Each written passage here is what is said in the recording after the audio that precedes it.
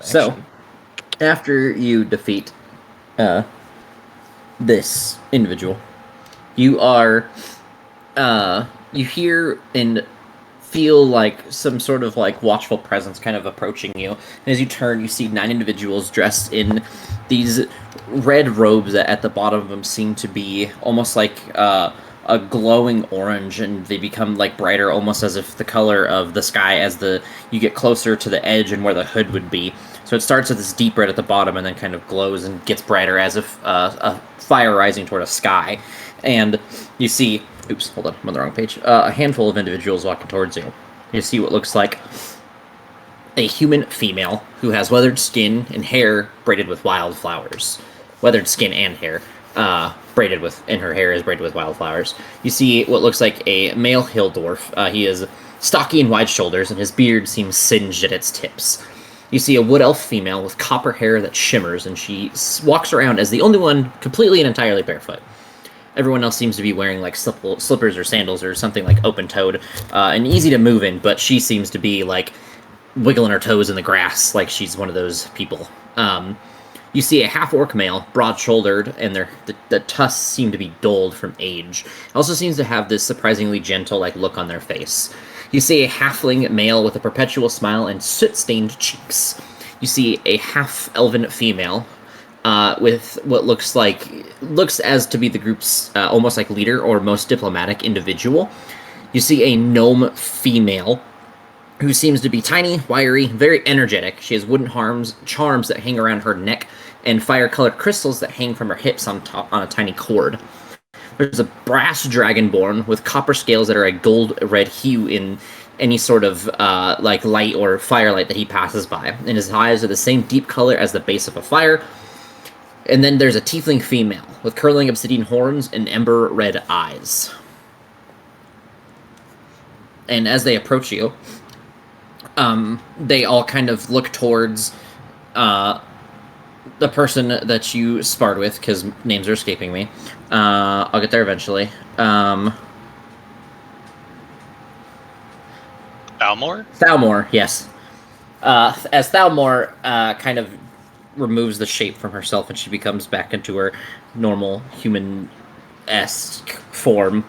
And then she makes eye contact and she kind of like she doesn't give like a soft or gentle bow. She gives almost like a full bow of respect to these individuals, and they kind of give a soft nod.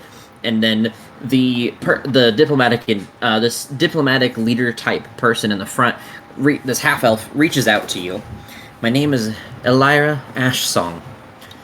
We are pleased to meet you, make your acquaintance, and see your strengths as you have approached our humble circle.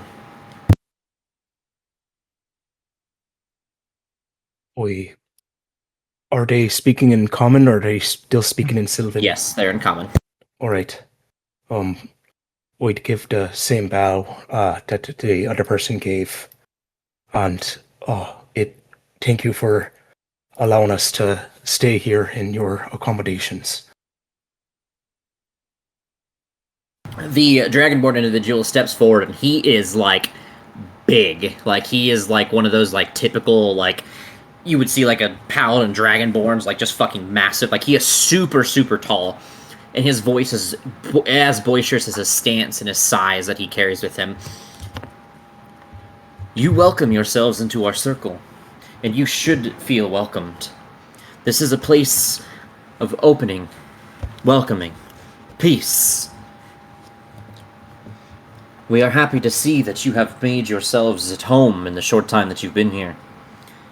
It seems you've been awarded for your efforts in both training the druids and against Thalmor herself. She loves a good fight, and she does not get them often. And it was quite a show to watch. Even I cannot lie myself. I am Rogar Ashfang. Out of the Firewatchers, I am our, we'll call it head of combat. When it comes to defense of the fire, that usually falls to me. And he kind of gives you just like this, like a soft, like half bow while maintaining eye contact with you.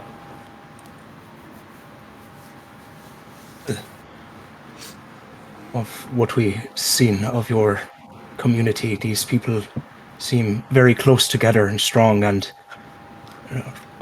being able to approach the fire as it was, it has this peaceful and powerful feeling to it. So I understand that your job is very important, and thank you again for what you have provided for us. You see the dwarven males walk up as he's stroking his beard, and he reaches his hand out to shake it, sticking it up a couple of feet to reach you.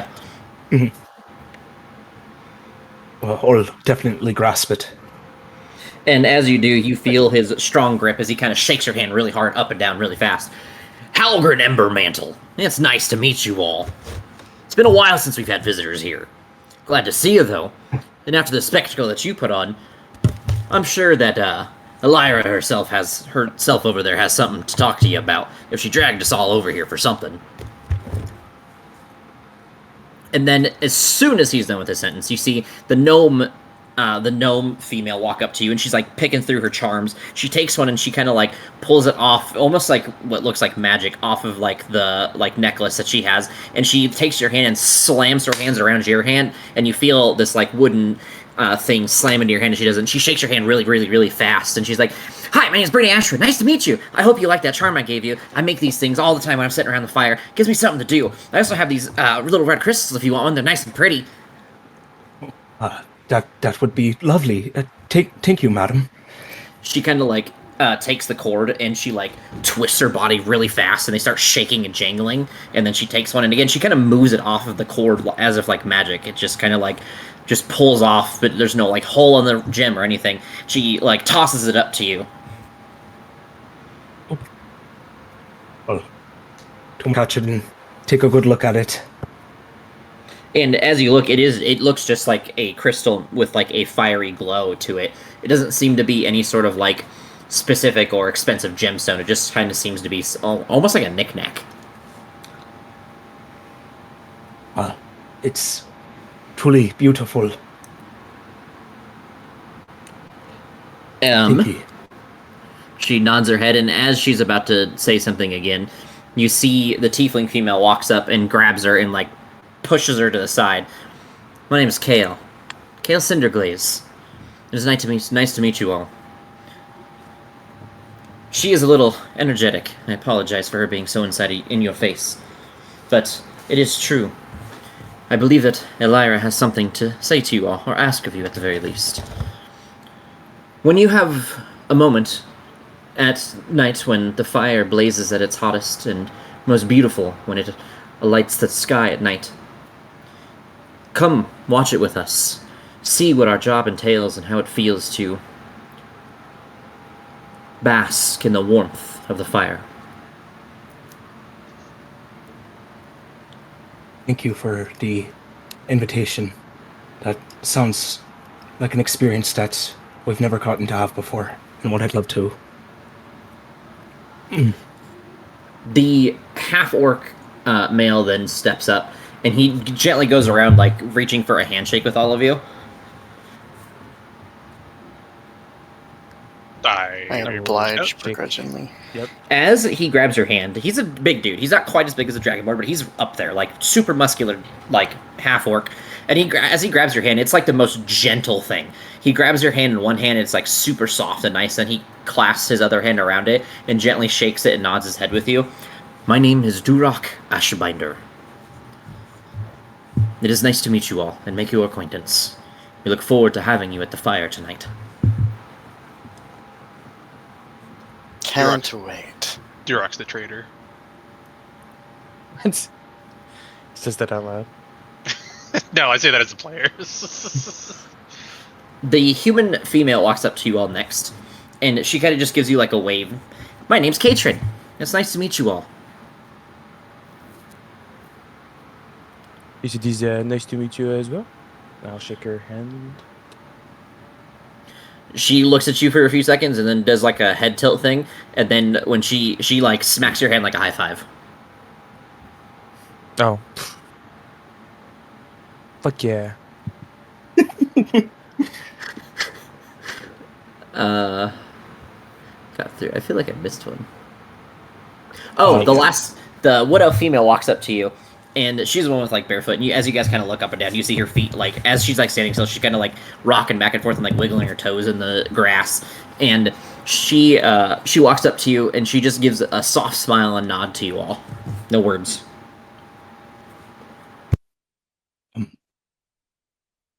May we have your name, madam? She looks to you all, and she kind of taps her chin, and then she draws a symbol in the air that becomes like this magical, like, runic glyphs that kind of hang for a few seconds. Does anyone speak Druidic? Literally none of us are a druid, so... You can learn it without that, kind of. You have to take a feat, but... So...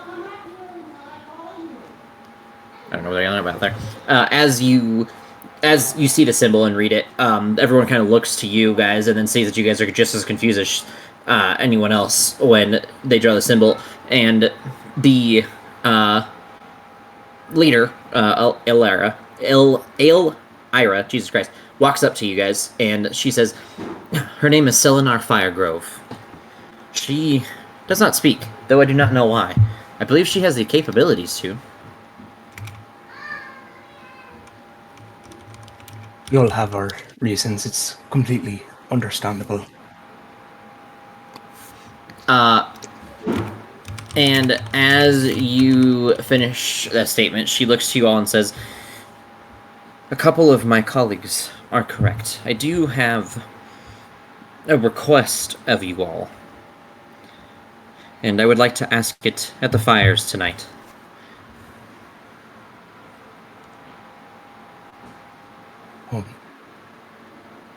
I don't see any reason why not. I think it would be very lovely to be able to join y'all. I don't think we have anything else going on. So... Well, then we shall look forward to it, shall we? Mm-hmm. And she kind of just nods her head and then walks away, and everyone else does the same thing. Like, individually, they nod their head and then begin walking away. And they are, like, in sync when they walk away. Like, you guys are, like, kind of, like, holy shit, they're kind of, like, walking like soldiers. I know that we have been being observed for a while, but I guess that kind of settles that we are known to be here. How much longer until it is nightfall? I know that we still have to make our way to the temple to request lodging there, and we still wanted to look at the portals, I believe. Is that correct? I don't think that was a me question, guys. Yeah. That sounds about right. Yeah. It's a good next it step. is probably, like, early evening? Maybe not even evening, probably, I'd say it's, like, late afternoon.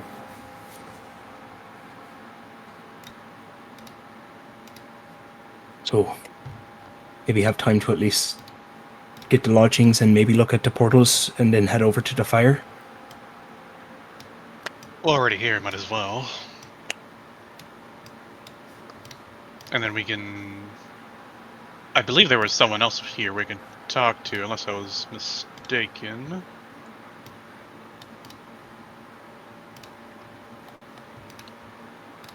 We had training. We haven't seen their food supply yet.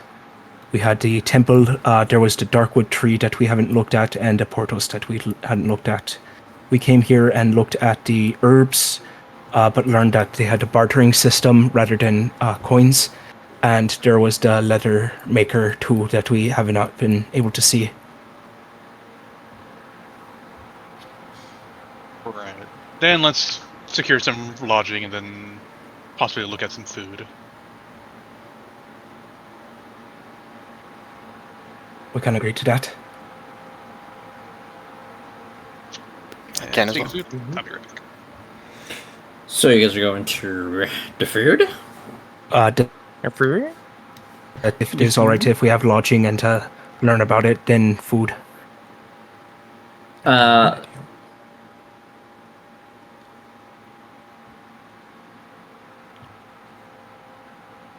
So, So you guys are going to the temple first, then? yes. Yeah. At the edge of the clearing, before it becomes thick in wild forest, you meet this building that meets the trees and seems to be built into the very trees themselves and from the ground. They kind of seem to meet and create this natural building and style that exists. It exists right on the edge of the clearing, where again the forest is thick but not quite wild. You see the serene glade and opens into the sacred-looking temple. You walk in and you see not stained glass, but like physical motifs and natural creations of symbols of Sylvanas, both what he looks like iterations of him and even like symbols of Sylvanas. The temple is open to the sky, but it is framed by high wooden columns made of white felled trees. These pillars are carved with flowing reliefs of growth and vines climbing towards the sun, animals curled in rest, and at the far and figures of all races communing with beasts and birds in what seems to be a peaceful manner. At the far end stands a living altar, a massive stump split open and overflowing with greenery, flowers, and glowing fungi. There's offerings of fruit, seeds, and even feathers and bone that are placed gently at its base. There's songbirds often nesting in the branches at on the edges of this temple, unafraid of the people that approach and the faithful that pray and bow to Sylvanas when they approach. As you walk in, you see a soft-spoken dryad who's touched by the wilds.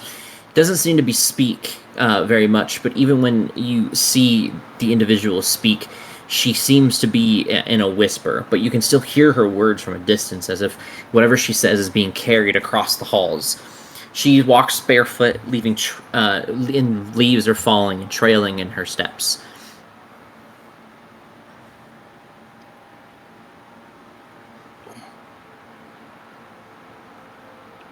Are we allowed to approach the Dryad, or should we try to find someone else? We never met one before.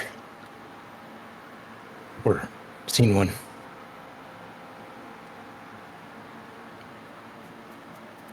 I guess it cannot hurt to ask. I don't know.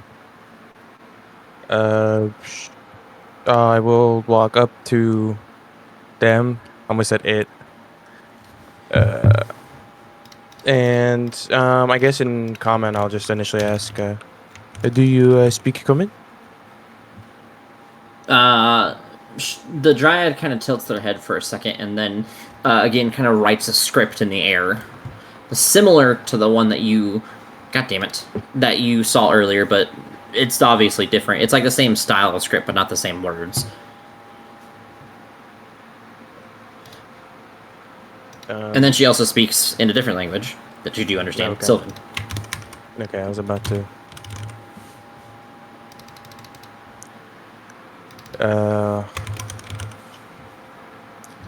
And Sylvan, I will just. Do you know anywhere we could potentially, rest for the night when it eventually comes?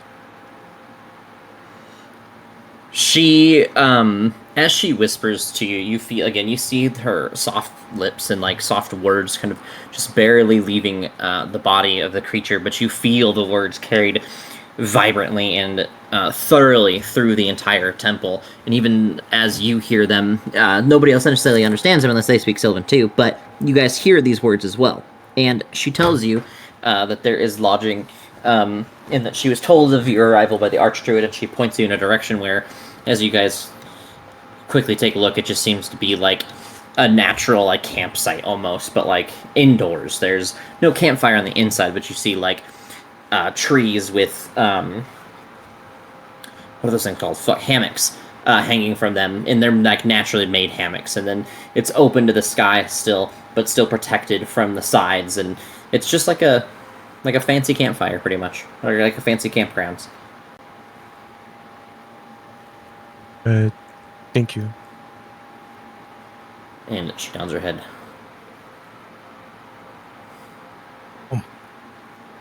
Jock, are those like the things that are on ships that people sleep in. Yes, for those that sleep. That's fair. Did she say that it was okay for us to stay there? Her emotioning at us felt calming. Yes, that was. I don't know. It's a little place for us to stay. That is what I was told. You're good, Jeff. Close enough. You're not unconscious still, sorry. After leaving the battlefield, you get immediately picked up at 1 HP, so you were allowed to talk and interact. Oh. Sorry, I should have clarified that. He thought he was unconscious still. My bad! You were not being dragged around by your collar, I promise. You are awake and alive.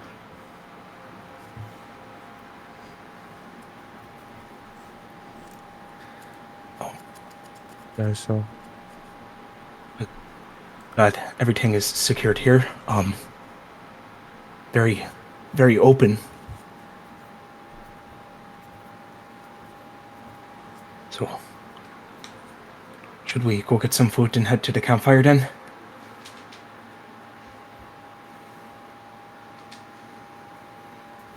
More than likely. I'm starving. The fight took a lot out of, well, everyone. Yeah, that's a fair way to sum it up. it was quite a fight. Her abilities and that pressure that she was emanating, nothing I ever felt before. She was horrifying.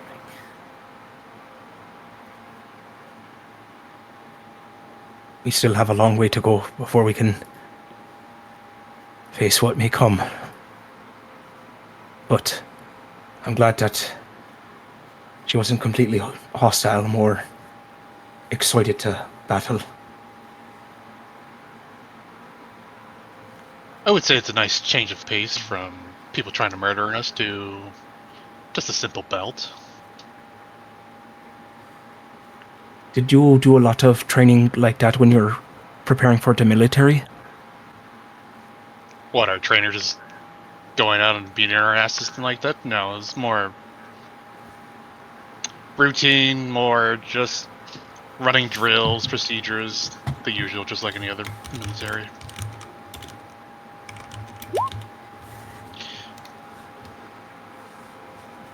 And then we would do our patrols. Did you do what you do now, or did you like wield any sort of weapon? What? Well, Did you like swing a sword when you were in the military, or were you just still? I don't know, whatever you do, summoning shit and whatnot. I was able to summon that at a pretty young age.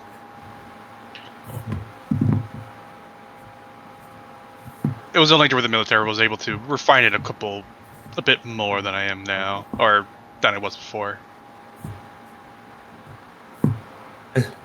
I'm glad they helped you hone your abilities. And I would you're have figured it able out to- eventually, but it did help out a lot. Fair enough.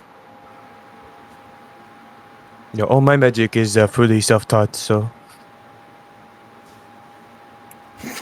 Seems to be We can going tell. around.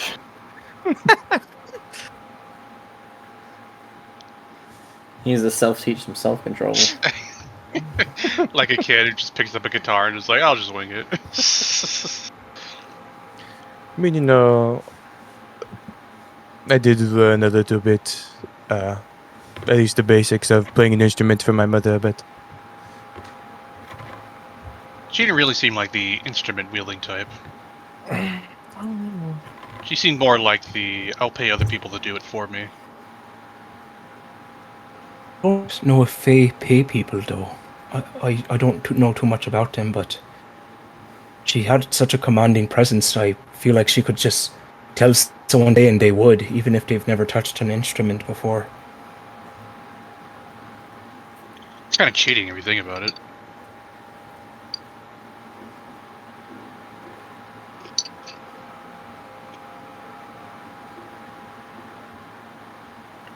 So we're about moving you, on. Vash? Alright, so do we want never to mind. get some food? No, go ahead. If you're gonna ask Vash a question, go ahead. There was just a long pause, so I was asking, but you can ask Vash a question. You're good. Vash, did you train yourself, or did you have like a master within the people that you used to work for?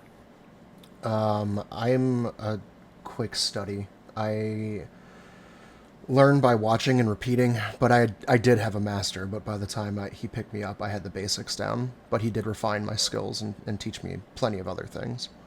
So, a little bit of both. As far as this Did kind of he use- stuff, and I'll flick out one of those, my pink daggers. I said, this is all new. I don't even know how I know how to do it, but here I am. And I'll just, like, keep flicking them out. Poof, poof. Oh, that interesting. Do you know if they're still around, or were they not Elven? I haven't seen them since the calamity, and I haven't heard anything. So ever since the whole organization went under, all my contacts I haven't seen or spoke to anyone. I've tried looking, but all the connections and pathways that I knew are gone, seemingly. Fair. Jack, what about your sword fighting? Did you learn that out when you were growing up, or did someone teach you? Yes, I had to learn to defend myself at a very, very young age. I've known how to fight for a very long time. The actually vast majority of my 49 years. Well, 59 years, Jesus. sorry that you had The to learn decades for run together. so long, but Vash knows what I mean. glad that you're so well trained. No. Life makes it necessary. Fair.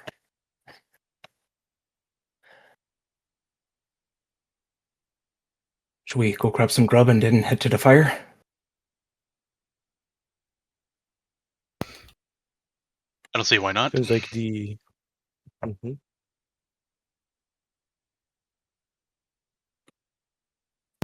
So, you guys are going to that. As you approach, this seems to be a large, open-air structure with wooden supports and a central hearth, surrounded by what looks like stone ovens and clay cooking pits. Smoke curls up through woven vents, and a scent of roasted roots, herb-grilled fish, and spiced stew drifts into the trees. Long tables made of what looks like polished beech logs sit beneath shaded canopies of leaves, inviting all to gather underneath. See an individual who is towering but ever smiling, with a belly that seems to be as wide as the smile that stretches across his face. He runs the hall with love and booming cheer.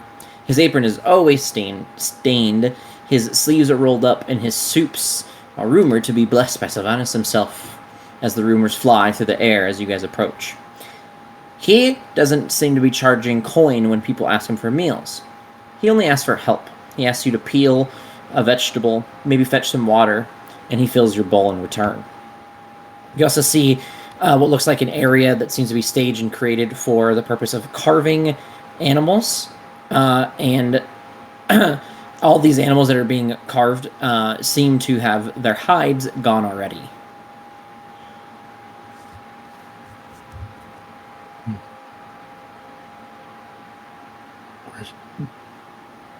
Approach him and give him a little bow, and would you like some help first, or is it all right if me and me friends grab a bowl? Ah, yes, of course you can help. We have plenty of hungry people tonight. Tonight is going to be an interesting night. Many people are going to gather around the fire. It's rumored that it's going to blaze hotter and higher than it has in many years. So, take your hands and put them to good use. Cut some vegetables, fetch some water, boil some, keep an eye and stir the stew. Do what you can to help, and I'll give you your meals in return. What makes the flames burn harder every so often? That is a question to ask the Firewatchers. I watch a different kind of fire, gentle one. I'll pull up to the line and pull out a standard dagger and just start cutting some vegetables. Well, He takes your hand and he stops you, and then he gives you a regular knife. Then he shakes his head at you. And by regular, seems regular to him, but it is made of bone and sharpened well. Take a moment to admire it, and then get to work. Yeah, we don't know what type of people you've killed with that dagger. Just give people STDs or hepatitis. Yeah, he was about to cut vegetables with a poison dagger. I said When was the last time you standard. washed that dagger? I'm going I didn't want to mistake you it know, with my dagger of venom and fucking poison the entire populace. That'd be wild. That'd be we'll talk about a fucking infiltration job. Become a chef with a dagger of venom and fucking poison everybody by cutting a vegetable. Hey, deal with the cult problem. I'm Alright, going to lean. This potato needs to make a Constitution saving throw. It's a potato. It fails. Or does it automatically succeed? I don't know. The answer is yes. I'll take out me cooking utensils and say, I've done some cooking myself. Where would be the best help for me? He shakes his head and tells you to put those away and points you towards what looks like natural-made tools. As you take a second look around, you don't see anything made of metal here. I'll kind of blush in embarrassment and head over, grab some supplies, and I'm sorry if I didn't mean any insult to you taking those out. It's only an insult if it's intentional, right? Your ignorance is not seeded with malice. I can see that in your eyes. But we do not use metal tools here in this place. And that is not just here, it is all through Cloakwood. The only tools that you'll find are weaponry. Even our arrowheads aren't made of metal. Only the occasional sickle or sword. Maybe our spears. Rarely.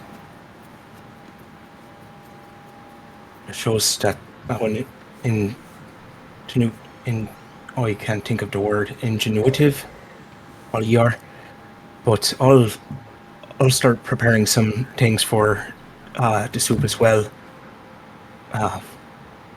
Kind of bow my head and start working. He nods his head at you and kind of oversees you and kind of looks over your shoulder every once in a while and gives you some tips. Same thing for you, Vash. I would wash some vegetables, get some tools from the place he pointed out, and just start kind of cutting them up. But not like perfectly. They're like very like not even because like Dutch has never done this before. But he does it like slowly and it's like carefully. Okay. He does the same thing, kind of watches over your shoulder every little bit, tries to give you some hints and help you like steady it to make it better and more even. I take his advice need in any of the- strides. Would you I'll say? just be like, oh yeah, do you need any other help than just cutting the vegetables? I mean, I'm happy to do that, but seems like we have a lot of hands on that already. No, what do you think you can do well to help, man? To help the kitchen today? I don't know, never really worked in the kitchen at all too much. Tell me, what are you good at then? Playing music. Fantastic. Then you could be the tunes for while we work. Fuck yeah. And he kind of just stands there, like, waiting. Calmly, patiently, What? as he makes eye contact Patiently? with Jack. Don't look at me. I'm good at one thing, and it's nothing that would help you. I can carry heavy things. That's about it. Jack, you Fantastic! He turns around and he grabs, like, 6 buckets, and he hands them all to you. And like, the buckets as is are just normally kind of heavy, and he's like, go get water. That I can do.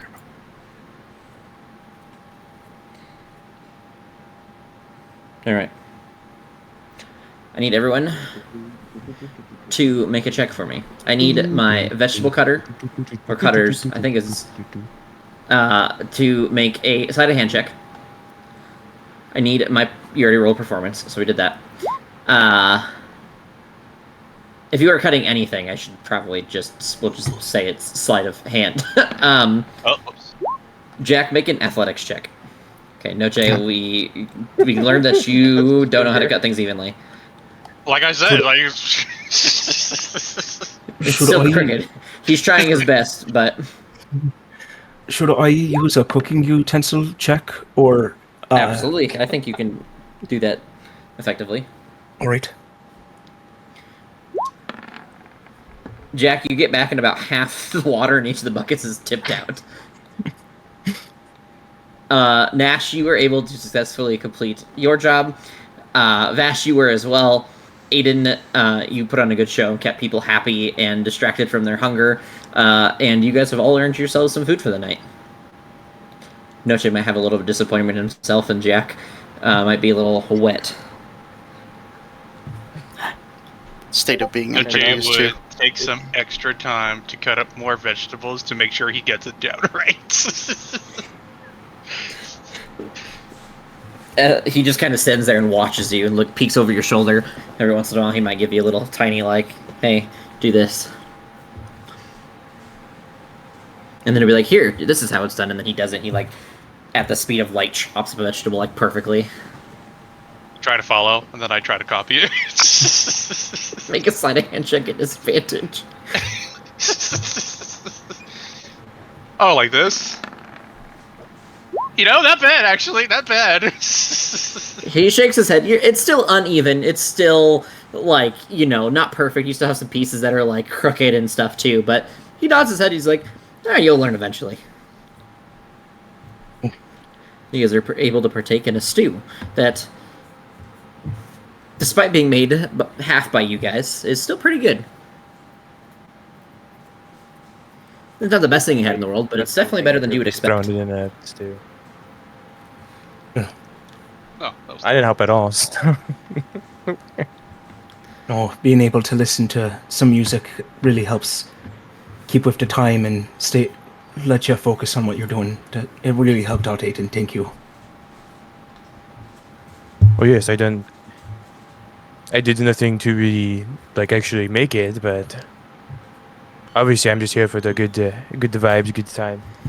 That was what I was doing. That's what I was gonna say to all the drow dolly mommies. What do you mean, son? I'm just here for the vibes. So you guys are able to kind of hang out in the establishment and eat some food, eat the stew. Takes you guys a couple of hours of good work, meticulous, time-consuming work. Especially with the tools given at hand, they are not meant to speed up the process necessarily, but everything takes a little bit more natural as you partake in the meal, as you guys are able to kind of commune with the land as you guys are eating.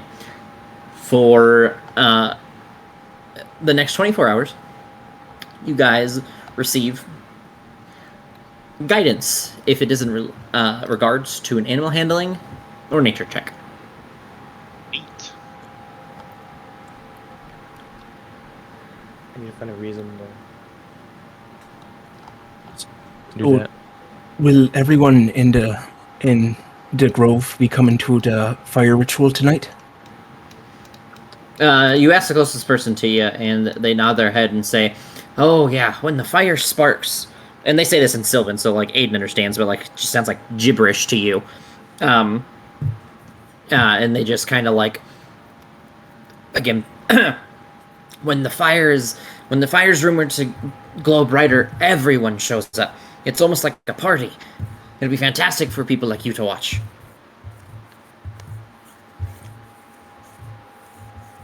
I just translate it. I'll give him a smile and head nod.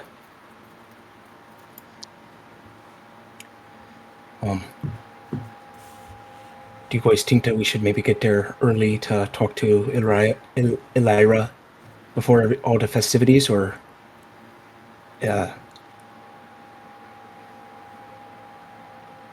should we wait until everything gets started? We should probably just to make sure it's nothing overtly oppressing. Anything that We don't might know when align with other circumstances. And besides, we don't really know when this fire's supposed to flare up, so no harm in being punctual, I suppose. I would have to agree. Mm-hmm.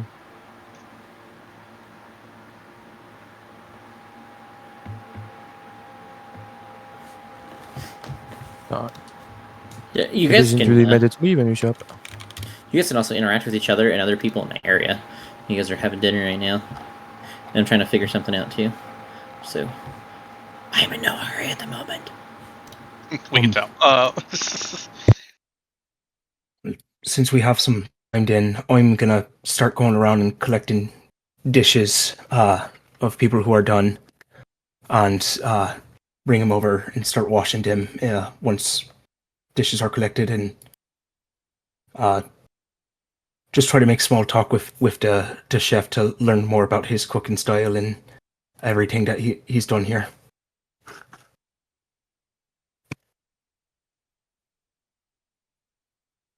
Okay, sorry, I was reading and typing something. You are talking to Chef, when something's done here. I got like half of it, I'm gonna be honest. I'm collecting dishes of people who are done, that's bringing good. them back to get washed, and talking to the chef of just his job here of cooking and about his time here. He just kind of gives you a simple explanation of like, kind of just grew up as part of the circle. A long time ago, it used to be ran by people who were not so aligned with the viewpoints that they have now. And when it happened, it was a pretty dark time. And all the trees around were kind of these horrifically like dead and dying trees, and everything was kind of filled with like this. He references a darkwood. He says that every tree looked like the darkwood. Everything was almost as if it was like built on a gray scale, as if there was no color in the trees or the land. But once the archdruid changed hands and there was no more violence and hate that flowed through the land, that the lands grew. And he was born shortly after this, and he was able to kind of cultivate his skills and learn how to tend and grow with the land and feed people off of the land around them. And he just kind of begins to tell stories and then talk about growing up in a druid circle, which is a life. It's interesting. And then he also just in between kind of tells you some of the random dishes that he's cooked over time. Nothing seems to be special or unique or like, you can replicate them, but they're nothing like, beneficial necessarily. Right. Mechanically. And I don't have the same connection to the earth with him, so that's understandable. So, if all the trees used to be like that dark wood, is there something wrong with that tree then? Saying there's something wrong with it is wrong. I would say it's not healed yet. At least we don't think it is. That's everyone's guess. The Darkwood is the single lone tree that has not changed or gained its color or changed with the seasons or had its leaves fallen. It stands as it has, and it's been like that for over a couple hundred years that I know of. Even the rest of the land, I mean, it's only been in the last 50 or so years that the land has fully cultivated itself and become as green and beautiful as it has, and filled with the life that it has. Before, it was nothing but cobwebs and beasts that roamed the area looking for the next meal that they could survive off of. Now, the land is more natural. The circle rotates and moves more naturally. Everything is full of life, and even things that die return to the land and create new life for the next things that step into our world.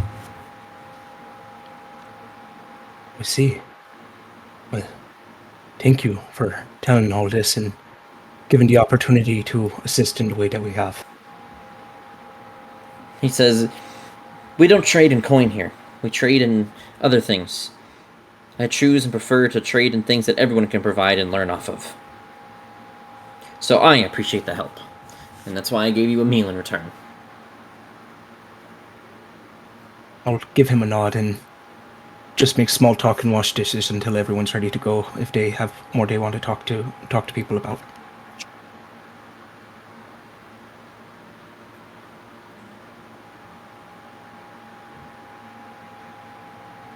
You said you were talking to other people, or you're going to let other people talk to other people? Letting other people talk. Okay, that's what I thought I heard. I was making sure. Is anyone going to do anything? Is there anyone else here that looks interesting? Roll A D100 as if it were a divine intervention roll. Oh my god, a D100. Let's roll high. No, you want to roll low. Oh, 10. You just missed it, so no. That's No not one of possible. interesting. They're a bunch of normal people here.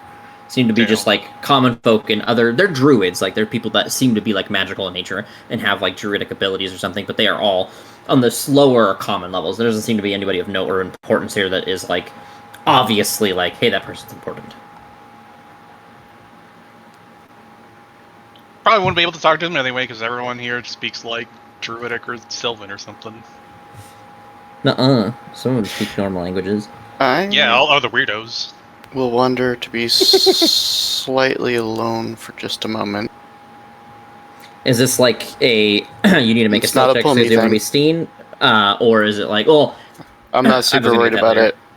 it. okay, so I like just don't you're want not people to attempting. panic when I cast the spell. Right now, it's at the time of day where, like, in the area you're in, it's kind of busy, so it's going to be really hard to find a place to cast a spell without being seen or heard, unless you, like, find yourself in isolation in the forest. Like, you'd have to go into the No, trees I'm to not do trying that. to do that. But I will say that there is a lot of people that have been casting spells the whole time you've been here. I mean, they're a mixture of things. So You can it's, tell they're it's a more... pretty common thing. Okay, You can see- in that case, I will try to find the Dryad. Okay. You approach the temple, and the... you see the dryad Before I wandering. enter, I will cast Tongues. Okay. And then Ooh, that fucking hurt. I walk up to her and... Greetings, my name is Jack. The dryad nods their head, and... Hold on, I have a name. Give me a second.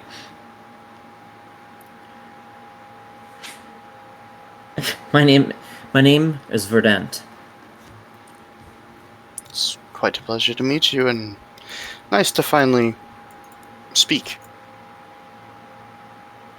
I didn't want to alarm anyone with magics, but it seems to be fairly common here, so... It depends on where and when you are to cast it. For the most part, people are attuned with magics, so they don't initially become hostile or fearful. But the moment that they see sparks or certain somatics that we are warned about from young ages, people react. So, keep that in mind. Well, I don't have a ton of access to magic every day as is, so... not too much to worry about. Plus, I can assume the generals of, no fire. She nods her head at you, and like, I'm agree, or I understand that you understand, kind of thing. Yeah. Well, I was just curious, since we haven't really had a chance to speak, if there was anything that you maybe wanted to say or speak to us about. She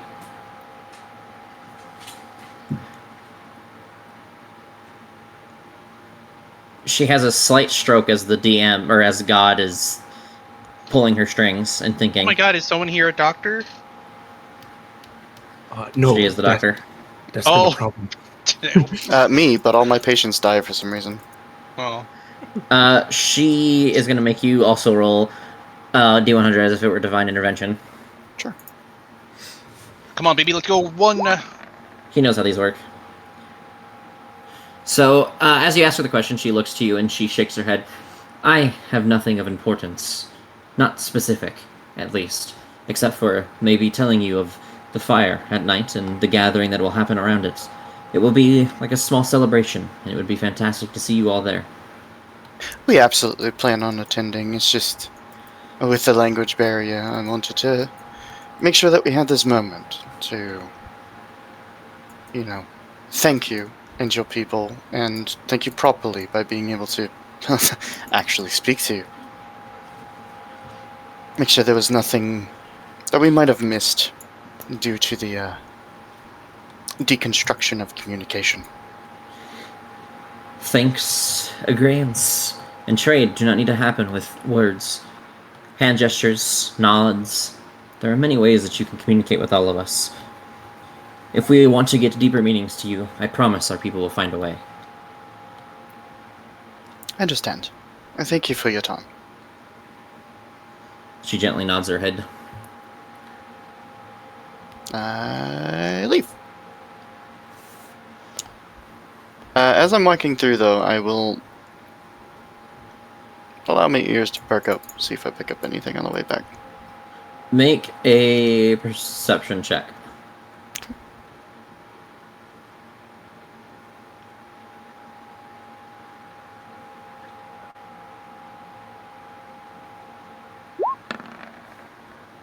No. You hear what sounds like, kids running around. You hear people beginning to, like, start moving towards and kind of gather themselves for this fire. Understandable, but, if I'm going to use the spell slot, I might as well try. Valid. So, yeah, that's it for me. Okay. Anybody else? Did we check out the leather Go. shop? You have not. I don't think so. Looking around, does it look like I have time to run over there before the fire?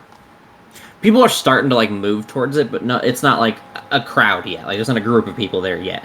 People just starting to kind of see to, like, traveling in groups and gathering themselves together, like, creating, like, these small, like, I don't want to say cliques, but, like, just groups of people that are going to travel together. Like, small family gatherings or something. We, as a party, decided we are going to check out the portals together at some point, right? Mm-hmm. Yeah, Yes. I'll just wait till we go that way for the portals, and I'll check it out then. Okay. Ouch. So, moving on.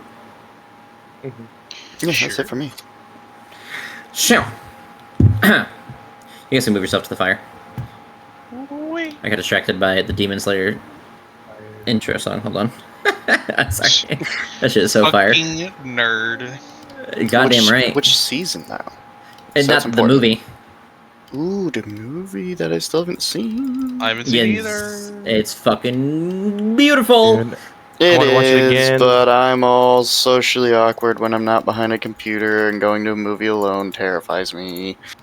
Just bring your wife. That's why you buy out the She entire can't stand theater, anime, so and then What? don't worry about so it. she won't go. That's Loser. crazy. Just buy a separate ticket and have someone be on your phone next to you the whole time. FaceTime the movie. I was Oh, hoping that like something she'd want to see would release like somewhere near the window, but it just didn't happen. It'd just be like, all right, you go watch your movie, I'll watch mine. Meet up afterwards. You got So it's not like you have to be in the Movies. theater together. It's just going to like the movie theaters in general. Yeah, it kind of going anywhere like alone is not. Super that's why I kosher for me. convinced Andrew I and don't do Marquise. well in crowds by myself. This weird, wonderful leftover effect from the military. Okay. That's fair. That's why I begged Andrew and Marquise. I didn't actually beg them. I mean, they were pretty down. I didn't have to beg, but that's why I like asked them to go because I didn't want to go myself. And it'd be an interesting way to link up. But I went to that concert last Friday. Was it last Friday? I think it was it was last Friday. I went there last Friday, and like I forgot how bad my social anxiety is because I went to a concert alone. I was trying to just get out on my own, and like holy shit, dude, I was like fucking freaking out the whole time. I forgot about that shit until like I had to deal with it. I have Yeah, I really do. bad social anxiety alone. Really bad in crowds of people by myself. A wonderful leftover effect of, all the horrible shit. It was funny because like it's Citizen Soldier. Fair For enough. anyone who doesn't know what Citizen Soldier is, the singer is a therapist. Like he still does licensed therapy while he makes music and travels and stuff. Yes, and he makes songs that are about like healing, overcoming those things, or dealing with them in the moments, or even just like going through the tough shit. So like everyone there is like super nice and like supportive and like helpful. But it's not cool when you have really bad social anxiety because everyone's trying to be like super nice to you and like welcome you in or like do all that. And you're like, That makes it so much worse too. yeah, and you don't want to like be that guy, but it's like I just can't handle it, dude. Like, So, just, like, yeah, I it's just better for you to just leave us the fuck alone and like I don't just had to talk go to us. stand in a corner, like on the ground. Like I just had to go Yeah. away from everybody. I only Just had wear one a lady. shirt that's like, I have social anxiety. Don't talk to me. And drop my phone like 19 times because my hands are sweating. There was a lady who got next to me and she was crying during one of the songs, which was hilarious. And now she was done crying, she looks at me, she's like, "Am I invading your space?" Because she saw I like separated myself. I was like, "No, you're fine." And it was just hilarious because she was like fucking like 4 people away, like 4 arms lengths away from me, and she asked that. She was like the only one. Everyone else was like on your ass, and I'm like breathing down my neck, and I was like fucking starting to sweat. My heart was pounding super fast, and I'm like freaking the fuck out. Like the music was great, and I was able to focus during the songs, but like in between, I had to like, I was just like, I probably looked like a crackhead because I was like fucking looking back and forth all the time. I was like looking behind me and shit. It's like, God, I felt like a fucking drug addict. And then as soon as it was over, dude, I fucking got the fuck out of there because I could not handle it anymore. It was only like 2 hours. But anyways, enough about our real life problems. Then we go to our D&D problems. Yeah, we go to the thing that we hide from our real life problems in. by creating fake problems. Because I always play like bombastic, super talkative characters. That's just not me. So as you guys take some time to arrive, everyone else is arriving too. It's not quite, you can tell.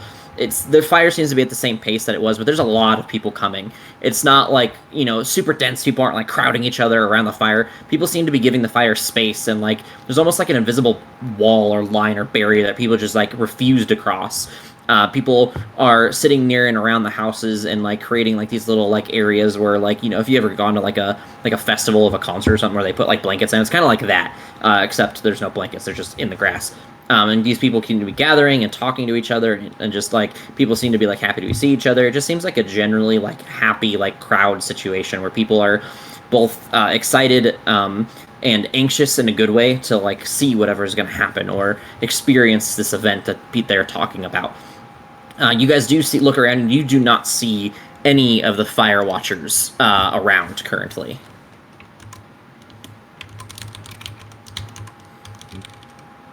Yes. Right now, I'm having flashbacks to the concert for only Jack, I guess, and Joker. That's what I'm imagining right now. I don't know why.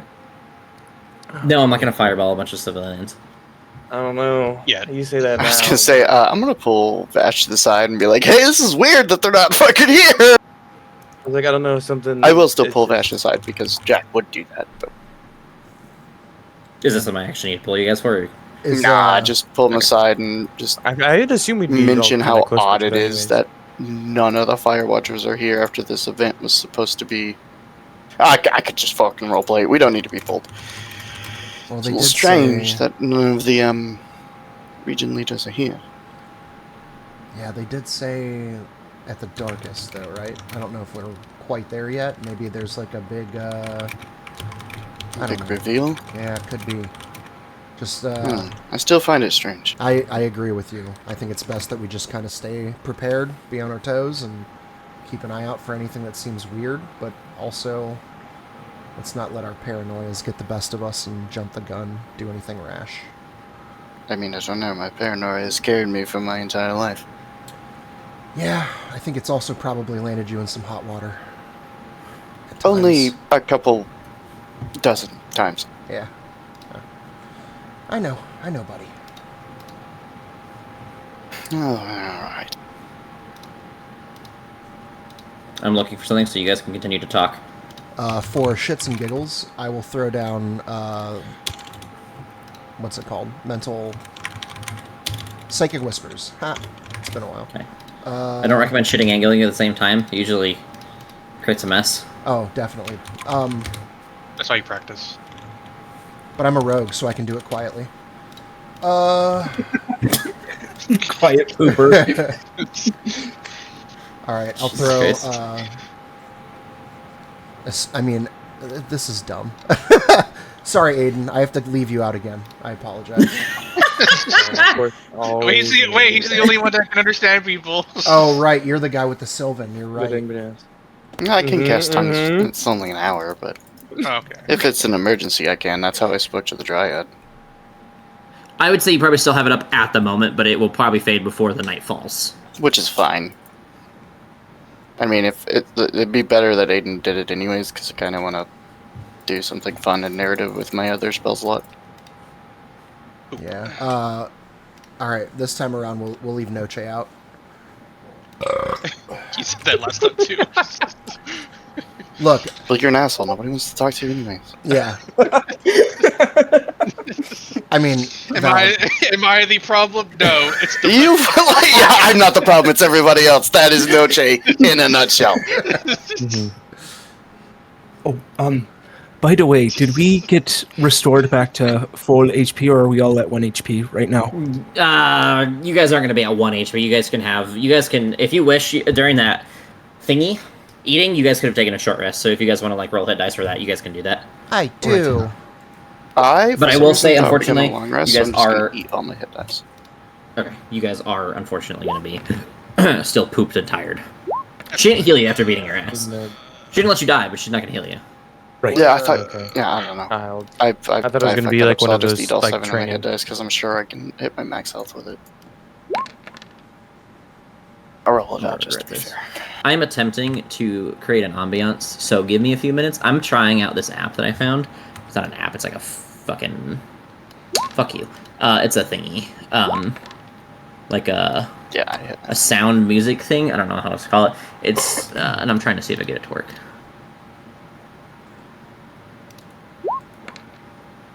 God. Why is it working? Why is this so quiet?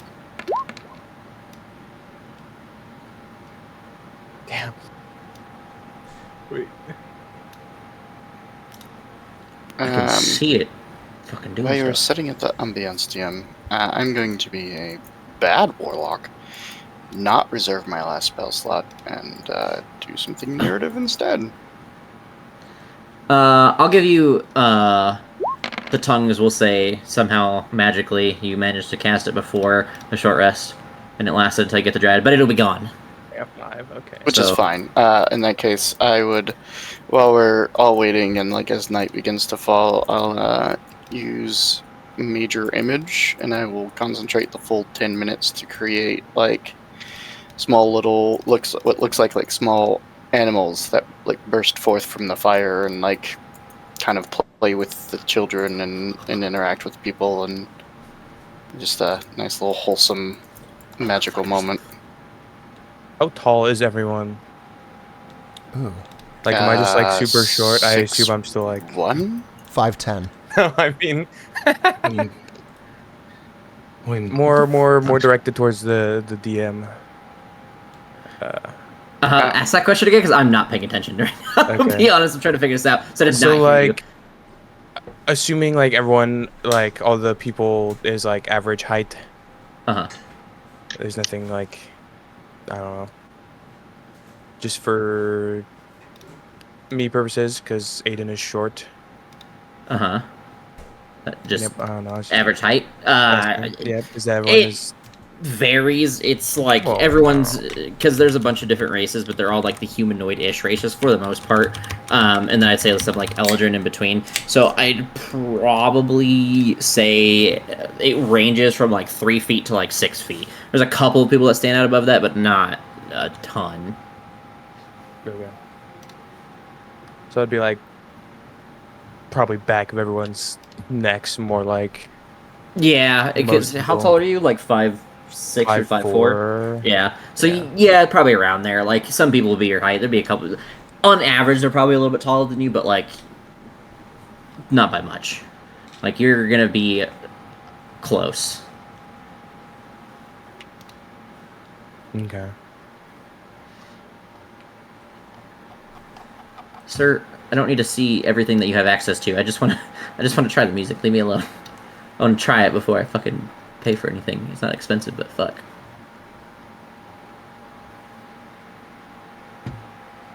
do people interact with Jack when he starts doing the performance? DM Sure, we'll call it I might have interaction. missed what I did. No, I heard you. You're using mirror image to create like animals and stuff. If there's more to it, yes, I missed it. But if that was like it, then no, I heard that. No, yeah, just like summon like little fire foxes and deer and stuff that like run around with children and interact with people. And just create a small joyous moment. Also make it very People- obvious that I'm the one doing it.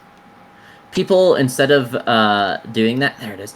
Instead of like, you know, interacting or like commenting, they seem to be like trying to one up you, like doing things with actual animals or creating like natural scenery for the animals to run into. So like some of them kind of interact with your things to kind of create like this effect, but some people seem to be kind of doing this like, oh hey, I can do what you do, but like mine's real kind of a thing, and you can kind of see they have like this not like smug Okay. like, oh, I'm better than you, but it's kind of like that like we get it kind of a thing. Like they're trying to interact without words because they know they can't. Yeah, well, then I continue to up it and start making the animals bigger until it eventually evolves into an adult dragon. Can we Which should fit in a 2020 square. An adult dragon, I believe, can. Actually, that might be a little tight for an adult. I forget. Hold on.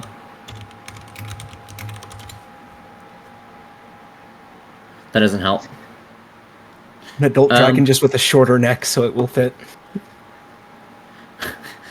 It depends on what dragon we're talking about. So it'll definitely be like a malformed dragon, because Are they 20 bigger than 20? yes, that's Then why I I'll said do malformed. young. So Just whatever dragon would not look fucking retarded and fit in It's square. because including tails and wings and like actual height and stuff, That's they valid. become much bigger than those. That's why like you can't force cage a dragon. Is like technically you can fit it inside there, but you actually can't because they're like fucking 30 feet tall. So like it would fit in terms of like mostly everything, but like it's their tails or wings might be like stretched down and look a little weird. Yeah, regardless. I make a dragon that doesn't look fucking retarded and fits in the spell. I'll give you a young. That's fair. I'm not looking to make the new T-Rex from the new Jurassic World. Oh, the D-Rex. Yeah, fucking with I ain't trying to make something looking like that. Funny enough, it did see in theaters. It was yeah, that was a popcorn film, all right. Yeah. Yeah, as they continue to one up me, I just turn it into a dragon. What? Did you look it up? Does it actually look that bad? It looks like It's a so Rancor bad, from you Star dude. Wars. The new fucking mutant T-Rex is horrible looking. That's okay. Oh, It legit looks like a T-Rex with Down syndrome. no. I No keep one telling my call it friends. It's called the Distortus Rex. Of course, it's fucking distorted. What the fuck? I keep telling my friends it looks like a Rancor from Star Wars. Yeah, it does, It looks except like it has that. 6 It looks legs for like- some reason. Yeah, It looks like so like CGI. What the fuck? Like not even like It's good. so CGI. bad, dude. Looks like It is old, so like 2002 CGI. Well, go to fashion. Have you ever been to any festivity this big before? Oh, this is nothing. Yeah, I've been to. I'm from Baldur's Gate. Remember? Yeah. That's I'm from true. New Jersey. Baldur's Gate knows how to throw a party. That is for fucking sure. I mean, this is nice though. I've never done something like this in nature, so this is the first time like I've been to like a giant campfire. This is pretty dope. I like this, but it's not the Yeah. biggest thing I've ever been to. No. We've had some harvest festivals and stuff, but I was usually working during those, so I guess muted. the followers of the new moon would hold some celebrations, but never really went to those either. So seems like a lot, and seems like Jack is fitting right in, which is nice. Yeah, he's having fun over there. We used to actually infiltrate as a small group into certain cities and towns by pretending to be performers during festivals and whatnot, just so we could get in and do the job that was required. So I spent months on the road practicing juggling daggers, just so I had like a thing. Yeah, it's been a while, but I might still be able to do it. And I'll pull a couple daggers off my belt and attempt to juggle them. Okay, I have learned that I have to download the app and run the web browser at the same time, so give me a couple minutes. I want to try this. Would that be sleight of hand or performance? For explain it again. I heard like pieces of it, but again, I'm trying to read and I can't read juggle here at the some same time. daggers. I would probably say for that one that's a hard one. I would say whatever you want out of those two. I would say though, if you have expertise in sleight of hand, I would just remove expertise because it's a little bit more performative. So it's not quite the thing you're typically an expert in. Okay. I do. I mean, that's obviously a better score for me. But Then yes, you can all do right. that one. And then we'll take 3 away from the roll. So 14. 14. Yeah. It is. It's not amazing, but it was, an effective show. Like, if someone else who could do the same thing would probably be able to nitpick and call you out on it, but, like, most places, totally fine. See, Are there I still got it. A little rusty, but I didn't cut myself, so I'll take that as a win.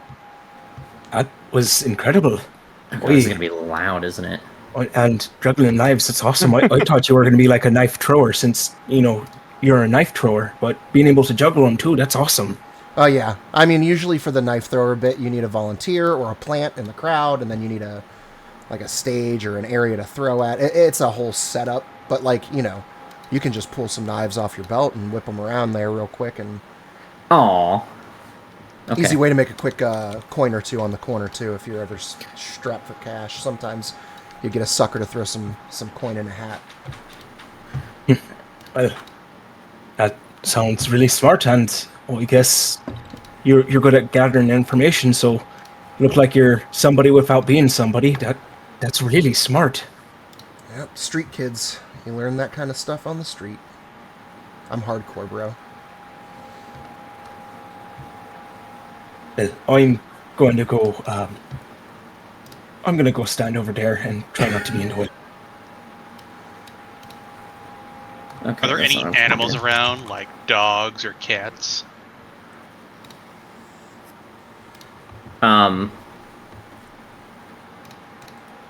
There'd be all kinds of animals. What's the most interesting looking one? Your mother. Yep, she would be interesting here. What the fuck? You would see. I don't think there's anything like unique or interesting, like crazy. You might see like an elk or like a fox. That'd probably be like interesting to someone who's from the underground. But overall, nothing like wildly crazy, like some fucking crazy fantasy animal. It'd just be like normal shit. I mean, Noche's never seen an elk. Is it just chilling around or what? They kind of like move through the area, and everyone kind of ignores them because they're used to them. Can I try to go and pet it? Yeah, try to make an animal handling. It does seem kind of nervous as you walk up to it, because, again, you're not quite connected to nature the same way that druids are. Hold on. 30.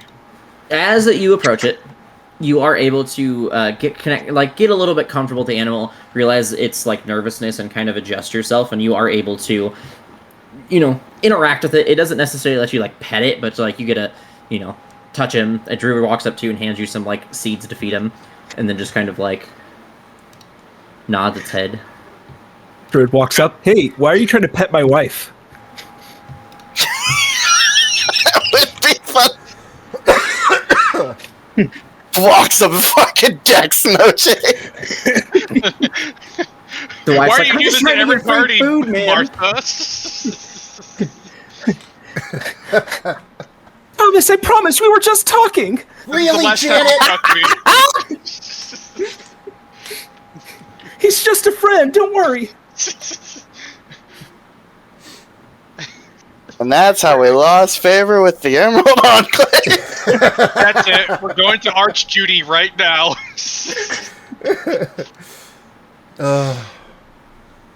I kind of just chill around the elk and just be like, I kind of prefer animals over people. Noche played that incident in his head and was like, "Huh, I don't like this anymore." And then I look over to Vash and I realize he's sending me weird thoughts. No, I left you out. Oh, you left me out. Never mind. Yeah. I'm like, who the fuck's sending me weird thoughts? Oh, speaking of, did you ever roll for how? Oh yeah. Did No, you I ever did roll not. how long the mental connection is? Thank you for reminding me I didn't. Ooh, yeah. Dead in the Oh, water. nice. That's what it is. You're gonna be like half asleep, and then like Vash is like, "Hey, are you asleep?" He does his trance and wakes us all up for no reason. Guys, I can't go to sleep. mentally send fart noises through you every 20 minutes or so. Just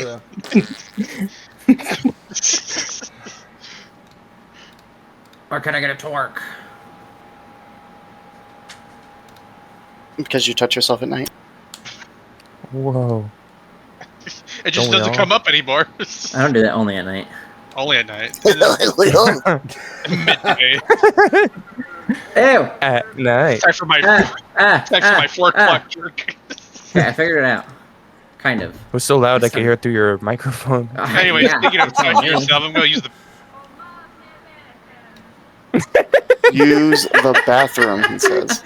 It's so loud. Holy shit. Okay, we can stop. Thanks. I would appreciate it. That's fucking loud. Shut up! Stop! I can't. I won't stop. That was playing twice. I'm about to mute this. This is fucking annoying. I don't know how to stop it. There's no stop button. Okay, there we go. Holy fuck. I can't. I don't have access to the stuff I want, unfortunately, so I can't even test it. I have a sad trombone. If that means anything. Whenever we get a nat one. Hold on. And Someone the added ghost. this in the soundboard. No, I asked to stop. If you ever play a monk, Aiden, you have to do that for every punch. Fuck. Okay, never mind. It's not gonna work, unfortunately. I'm upset about it. I have the soundboard turned off, so I don't even hear it, because that shit is so loud and annoying. Okay. One of my favorite sound effects.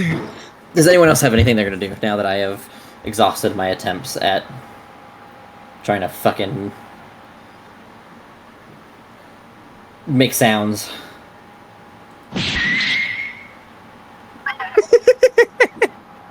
Someone just starts a fight. Actually, that one might be will loud. not make I don't this know. putt. Okay. Jackass suck, you jackass. Okay. There we go. Everyone, is that just in the bathroom? Yeah, no, she Wait. went to the bathroom. I'm here. I'm gonna grab a drink. I'm gonna grab a drink anyway. Go fuck you. Go fuck yourself. Fuck you. Bash, not bash. No shit. hey, Yeah, fuck you. it doesn't matter what fucking level of Faerun we're in. He always confuses you and me. Alright. I mean, Is we everybody even ready for the scene, then? Yeah. The price is wrong, bitch. What do I have open? What the fuck? Okay. As the night begins to fall, you see that the night settles deep over the Cloakwood. Hold on. I am not done, actually. No, I'm still having flashbacks, honestly. The night settles deep over the Cloakwood, draping the towering trees in a hushed but living darkness. Yet, in the heart of the circle, the hearthfire glows with this unusual brilliance, its flames rising higher than ever before, curling in shades of gold, orange, and the faintest streaks of blue at the very edges. The firelight licks the air like the tongues of some ancient spirit, steady yet alive. Its warm pressing out into the clearing until even the cool night breeze feels softened against the skin. Above, the smoke spirals skyward, no longer a dull haze, but a tapestry of drifting shadow and light, telling tales of itself, of the fire that has lived and seen many things and many times, a fire that has never died. The smoke bleeds into the night sky in long tendrils, shimmering as though woven with the starlight itself. The smoke curls in patterns that seem almost deliberate, as if the fire is doing it itself, choosing to branch like roots and coil like runes, sometimes even breaking apart in motes that drift like embers towards the heavens. The moon's glow catches faintly upon it, making it seem as though the sky itself is marked by the fire's breath. And as the druids gather near, their faces lit by the fire's glow, and shadows shifting over their features as they murmur soft prayers and hymns in Sylvan.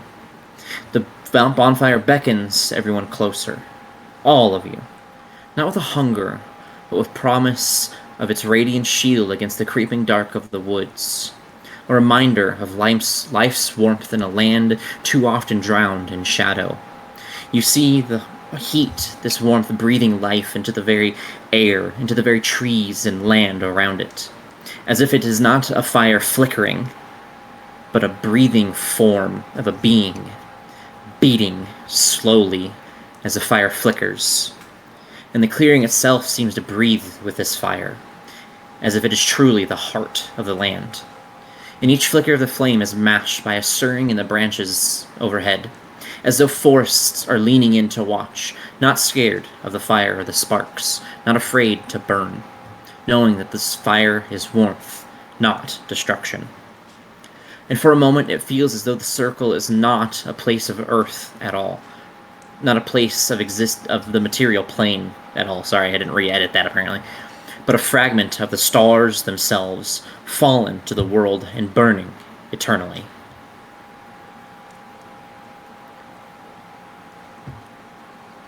As you guys take in the surroundings, not just the fire and the air, you see everyone kind of looks at the fire with a silent reverence as they stare into it at its deep core. No one's afraid of this fire. No one is looking to dodge the sparks that flicker or avoid the noise.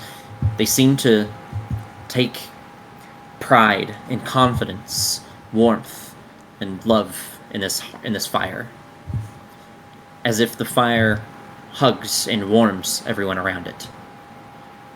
And even though you've not spent much time around this fire, you too feel that very warmth.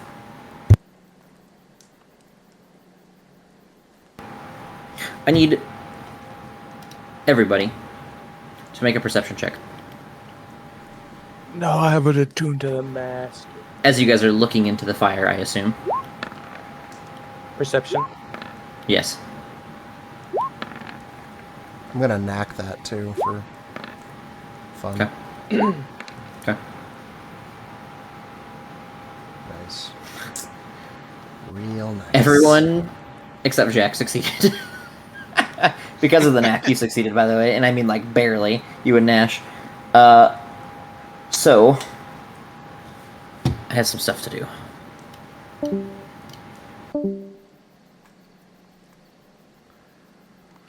Aiden does. Yep. Maybe Vash is dying. Oh no.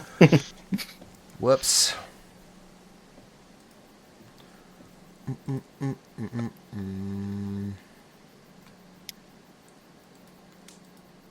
Oh, I know this has been a long time, Vash, but did your girls pass their driving tests?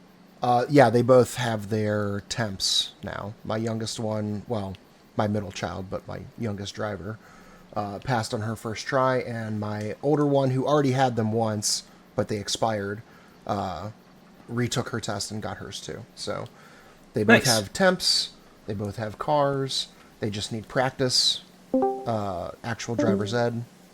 Oh, there he goes. Bye. I mean, you could just take a tried and true, take them out to an empty parking lot and just go. We live right around the corner from a mall that is mostly abandoned, and it has a huge parking lot in like the back where there's like no through traffic, but there's plenty of other people. Like usually there's like 3 or 4 people that have like teenagers there practicing at any given time. So like, you know, it's a good place to practice, but if there's too many unskilled drivers whipping around in those spots, then you kind of gotta maybe come back at a better time. But we've been going back there, and unfortunately they're ripping down part of it, like demolishing like the old Sears. Oh, so there's a lot of construction. Yeah. And there he goes. When I was like 7, my dad would let me steer the car around the block. Yeah, I stole my brother's car when he was in when he went to basic training. I was only like 14 or 15, and I used to steal his car and drive it around right after school before my parents would get home from work.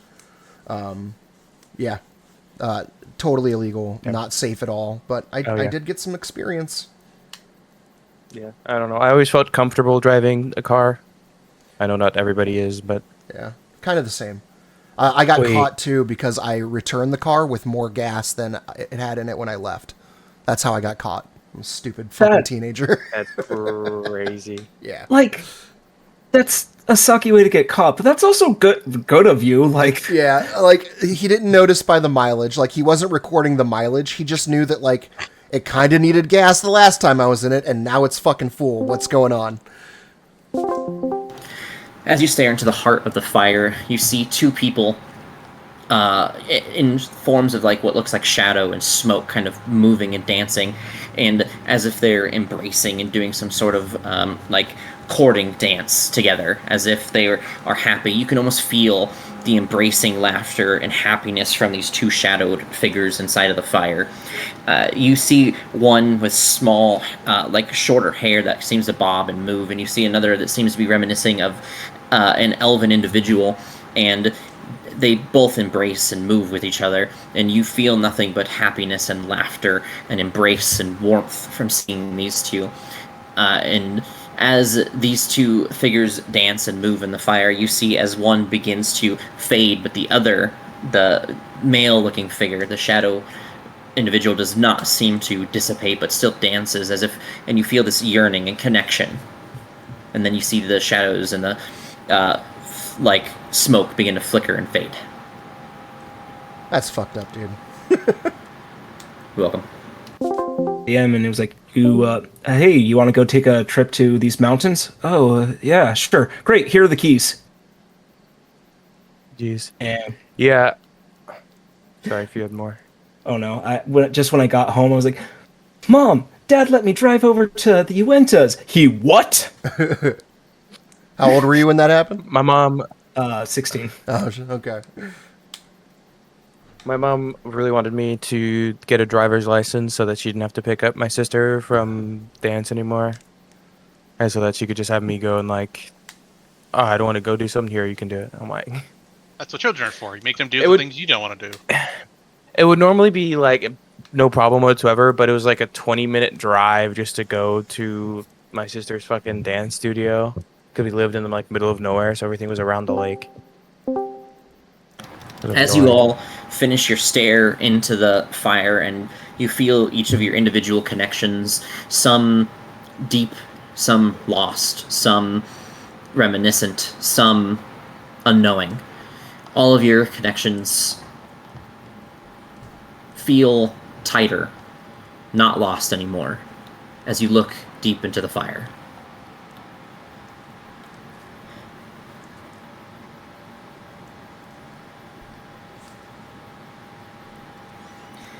As you guys look around, after breaking eye contact with the heart of the fire, feeling maybe a little saddened by the visions that you had saw, you all look around and you see that many of the druids around you are shedding tears.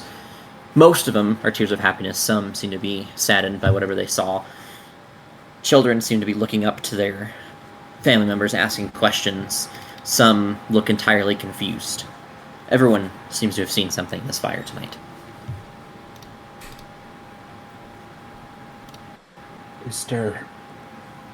We'll wipe away a few tears from the eyes and see if we could see any of the fire keepers around now. You do not at this current moment.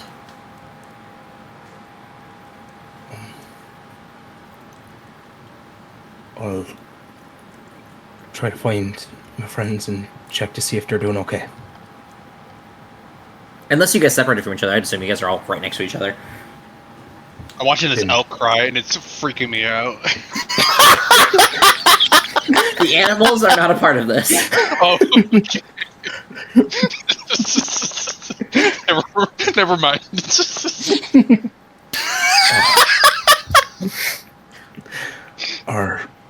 That was intense. Are all of you okay? Quite.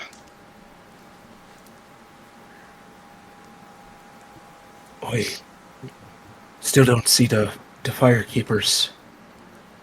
But does everyone, taking a look around, does everyone seem like this is normal, or does anyone seem to be Nobody seems to looking- be on edge or panicking or nervous or anything.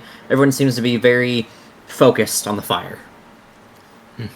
I feel quite nice, actually. Yeah. Yeah. I keep searching in the fire, trying to find what I saw. I just can't find Make- it again, but I keep trying. Okay. How deeply are you attempting to look into the fire to connect to it? I'm trying everything at my disposal. I'm letting my vision go like limp, like I look through it. I'm trying to stare directly into it. I'm, shifting my eyes a bit, looking at different areas. Like I want to see it again. Make a wisdom saving throw. 17. You feel as you look deeper into the fire, and you feel like almost like a flare. But as the flare happens, you recoil in reaction, as anybody would from this heat, like kind of feeling like it surges through you. But as it does, you don't feel danger. You don't feel as if the fire was pushing you or attempting to hurt you. It's as if it was embracing you itself, as if something was touching you.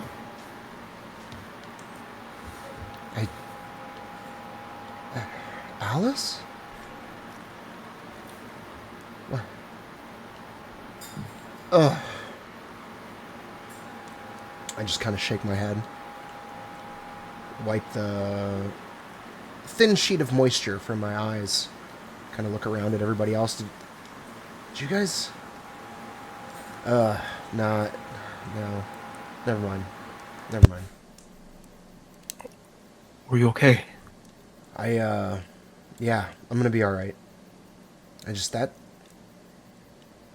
We all just saw something, right?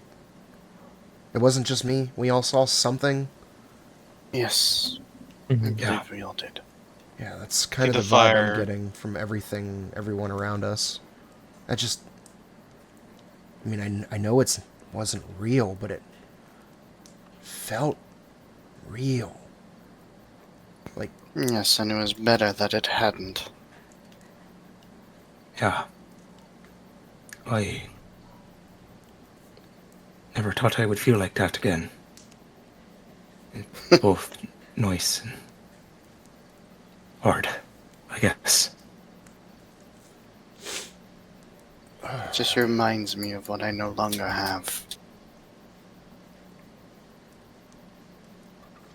I understand that it was likely to be a gift, but it is one I wish I had not received. Can I do something interesting? Maybe, potentially. Mr. Yeah, DM? and before you do that, Vash has specific words for me, or that's fucked up, dude. Before I dragged him back. Oh. So, yeah, a couple of you got toyed with. Yes, go ahead. Can I summon Sturm and let him look into the fire? I would say as you begin to perform the small amount of things to be summoned, people around you kind of tell you to no. Damn. Okay, I should have done it before. They just Oh. they kind of walk up to you and they say that with children and such, they're not as adapted to creatures, and especially seeing something draconic in the area might make them nervous and panic. And this is meant to be harmonious. How would they know that what he's summoning is draconic?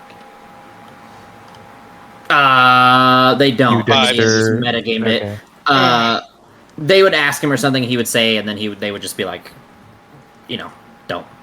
Trying to get my dad to watch. Come on, man. But that's fine. But yeah, that's fine. I won't summon him then. But again, he is an extension of you, so he feels the same things you feel. Okay.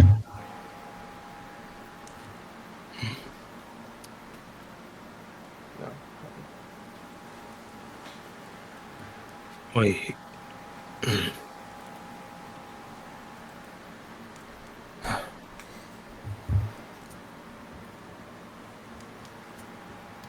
This fire is unlike anything I have felt before. I really understand what they mean by the fire being alive now, but I don't know what type of life form this is. It's strange. Yes, it doesn't make any sense to me as well.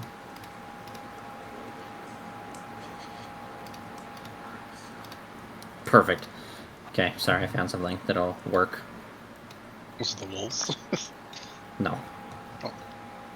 So, do you guys have anything else before I step into the next piece? I'm not rushing you guys, I'm just making sure, because it seems to be a little bit of silence, so it's either I shocked everyone and they weren't ready for that, or... It took me a second to understand what it meant, so now I get it. I'm getting ready for everyone to explode. Let's get not quite, but Aiden's like fucking super nervous because he thinks I'm gonna fireball the crowd again. I'm just gonna kill a bunch of innocent people. I've only done it twice, man. Leave me alone. I don't think exactly that's gonna happen. But I'm not expecting anything good soon. So, nothing? Anybody else? You have no idea. I'm good. Jack would just kind of sit silently. Going once. Going twice. And we move on.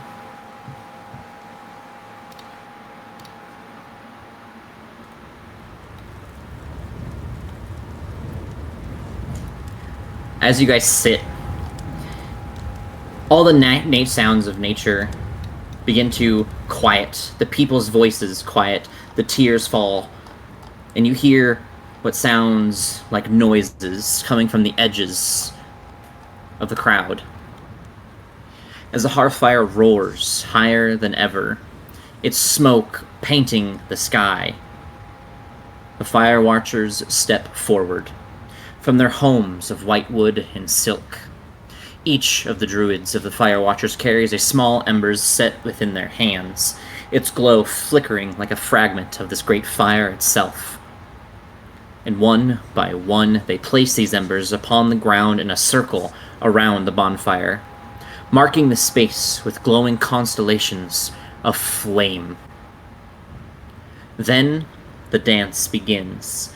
Moving as one, the 9 druids trace wide arcs around the hearthfire, their feet bare against the earth, stamping in rhythm with a deep and steady beat, like a heartbeat, like the pulse of the land itself matching with the rhythm of the fire. Their arms rise and fall in waves, mimicking the flow of fire as it grows, flares, and subsides. Their voices rise in low chants, an ancient hymn in Sylvan that rolls like smoke through the clearing, accompanied by the crackling of the fire.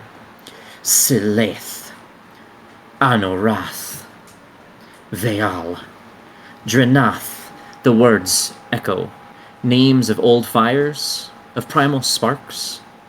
They seem to be half prayer and half invocation. The flames respond in kind, leaping higher with each turn of the circle. Sparks spiral upward like fireflies, drifting into the night sky before vanishing amongst the stars. Some druids kneel and scatter herbs into the flame. Sage, dried oak leaves, crushed fire bloom petals, sending bursts of green and gold firelight swirling outward. Others draw glowing runes in the air with their hand, weaving light from the fire into arcs and ribbons that dance above the gathered crowd. To those who watch, it is both a performance and a sacred rite. This dance isn't merely a show of beauty. You can feel that it's a remembrance that fire is life. The fire binds these people together, both to the land and to the circle around it. The Watchers' movements slowly, then come together, forming a final gesture, and 9 druids bowing toward the fire, arms raised high. At that moment, the hearthfire flares brilliantly, lighting the clearing as though it were day once more, before settling again into its steady and eternal glow. And in the silence that follows, you and the crowd can almost feel the fire breathing, as though some great spirit stirs within it. And as you stand and stare into the fire once more, you feel the fire breathing, not life into itself and the land around you, but calling for return of warmth, return of embrace.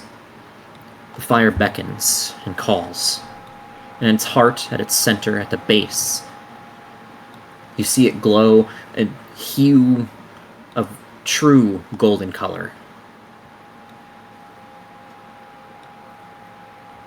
and the rest of the circle goes silent as the Firewatchers kneel down and begin to say their own prayers to the fire.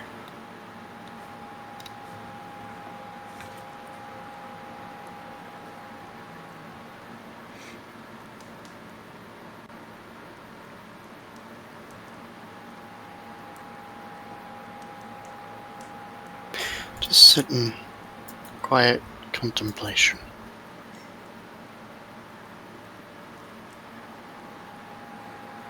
That, all of it.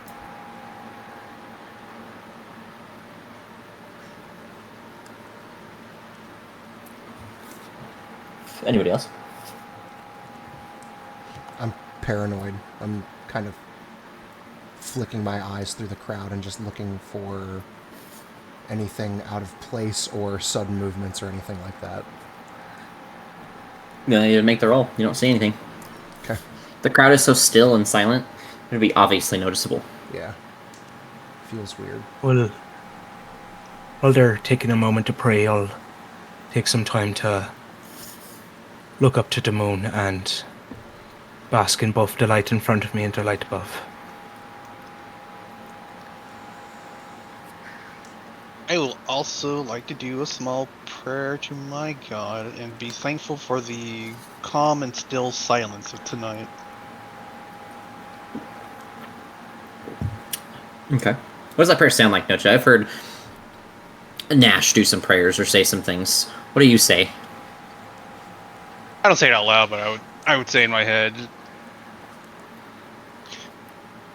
blessed the one who brings the calmness of the night so that we may soar silently through it. Okay.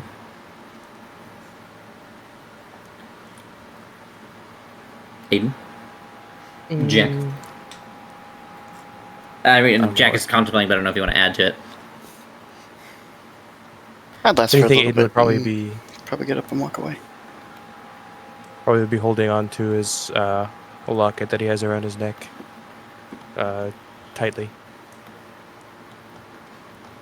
As you guys kind of have these small moments, the Firewatchers stand, and the people of the crowd begin to slowly begin dispersing.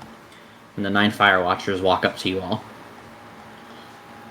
Slow enough that by the time the crowd disperses, remains not but you 5 and the Firewatchers. As they, in unison, bow to you all.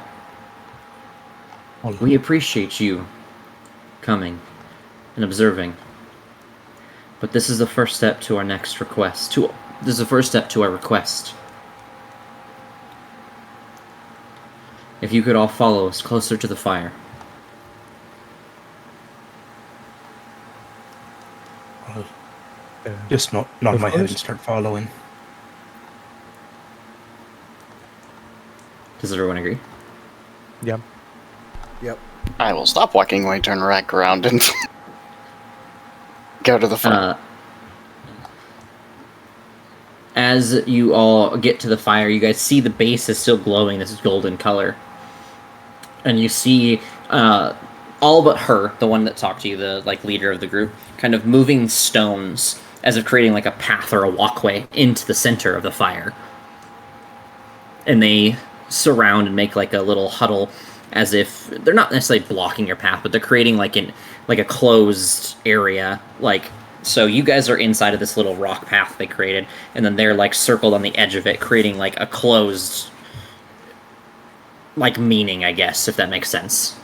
It's not actually closed, it's kind of just metaphorical as you guys look at them, and they kind of create this surrounding, and then the one stands in front of you, and she says, I'm sure, like any of the druids tonight, any of the people that stared into the fire, you felt deep connections to your past, things that created warming feelings to you all. Am I correct? Unfortunately. Quite so. Mm-hmm. She steps aside and then points her hand to the fire. She nods her head and says, enter. You fucking what? She looks you straight in the face. Walk into the fire. Feel its Okay. embrace. Kind of do the thing where you like test water to see if it's like hot or not. Just dip a fucking toe into the fire. She sees you getting ready to, and she looks at you and says, "I wouldn't recommend that. If you go in okay. half-heartedly, it will burn you." I'll go. I'm fine with that. Oh. And Okay. I'll give everyone a nod and step in. Anyone else? I run Once full I see he speed, doesn't immediately die, I'll go trying in. to not get burned. I go in. Okay. Vash, are you going in? Yeah, I'll Walk into the fire. big long exhale and then walk up to the edge of it and close my eyes and just leap of faith style step in. I need you all to make a choice. You can choose to make a wisdom saving throw. Or you can resist whatever feelings that are beginning to attempt to overcome you. Does it seem like a hostile feeling? It is impossible to tell at the current juncture, so let me rephrase. You can either choose to make a wisdom saving throw and resist it, or fail it and embrace whatever is coming. I feel like in Fuck this... it, I don't mind rolling a new character. I'll embrace I it. don't know. It feels like 50, or I mean, like 50-50 whether or not this is a good thing or a bad thing. Obviously. Fuck it, no balls, YOLO, let's go. Yeah, exactly. That's how I feel. Fuck it, no balls. Okay. Yeah, leap of faith style. I will just embrace it. What I saw I have earlier, anxiety I about this, but would like to try to fail as well. If it gives me a chance to connect to what I saw. this is our origin story of us joining the dark side. You guys become fire cultists. Clarify the Wow, options was that for easy, me huh? again. Hold on, I didn't hear you, Jack. What'd you say? So ask it one more Could time. you clarify the options? Like embrace and basically go take the plunge. Yeah, you can either choose to embrace it and just take whatever happens, choose to fail the saving throw, or you can make a saving throw and try to resist whatever this embracing, What's the saving attempting throw? feeling. It would be a wisdom throw. Okay.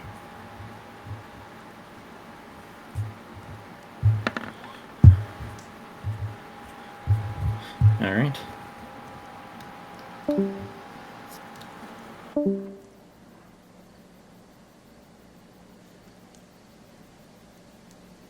We all get horrible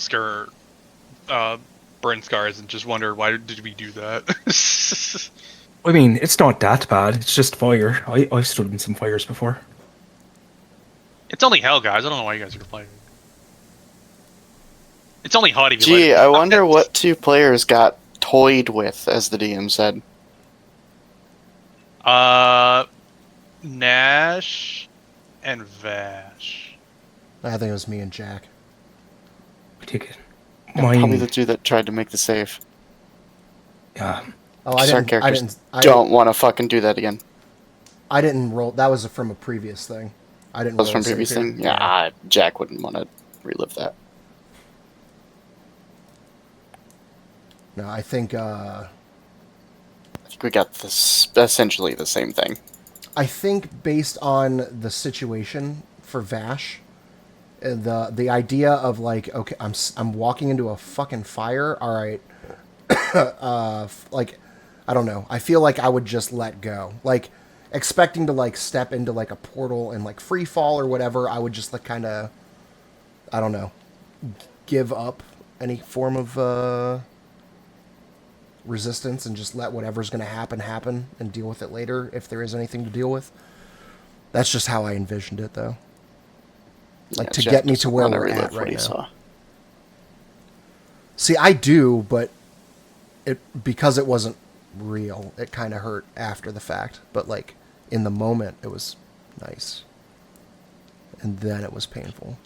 Last time he witnessed that, which is when it happened, he bashed a guy's face into a rock until it was mush.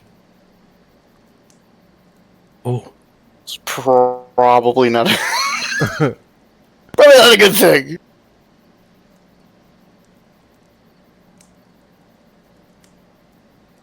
yeah. Oh, if we get time later, maybe we'll talk about all what we saw too. It should be obvious what Jack saw.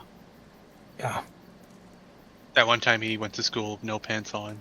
Exactly. So Highly embarrassing for that school that I totally went to as a 6-year-old orphan with no money. Yeah, it was a school with no money, so like, card America. No money. Fucking state took me in public school. It was rough. It was rough. Dropped out. Had to get my GED. All 12 grades in one room.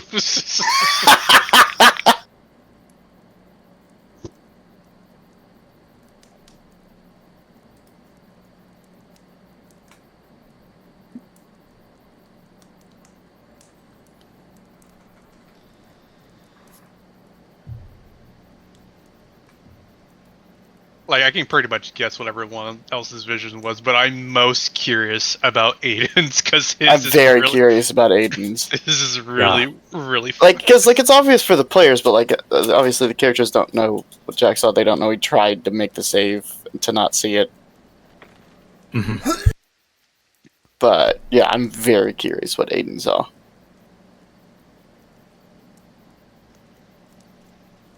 Because his shit's just all fuckered now. That's exactly why I leave him out when I have to do the fucking psychic whispers. Right? His mind creeps me out. It's Especially just because like, it's all fucking melded now and like fake memories and shit. it's all ads, like running 24 Just ads, but like late '90s late TV ads It's all AI for like all the slop. products you really didn't need. Just Billy Mays on repeat. ShamWow! Yeah, ShamWow, ShamWow, and OxyClean. We got the Fey Fixer-Upper right here. I'll be right back. Spray this on anything and transport somebody's soul straight to your realm.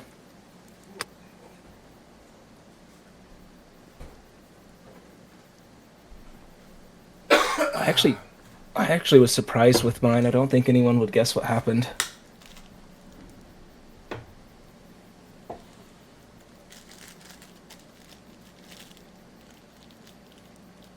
Was it you tearing out your enemy's throat? No, thankfully not this time. Yeah, Jack's is super obvious. It's like I made Jack's story simple so that I could make his character building complex, rather than a complex story, because it kind of locks you into like a single story path. We'll see if he remains the monster. More than likely, because Johnny keeps fucking making it that way. But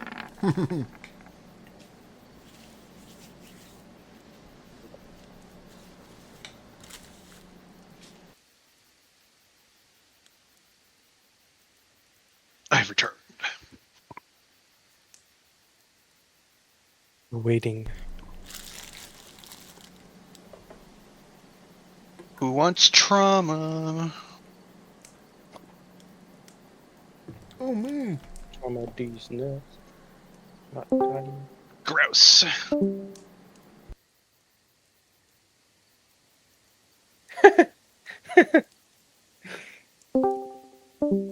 Oh, wow. Hmm. Oh, Jack needed I guess some people get priority over others. I see how it is. what did he say? Oh, he just said I didn't see his message, so he needed to pull him back real quick.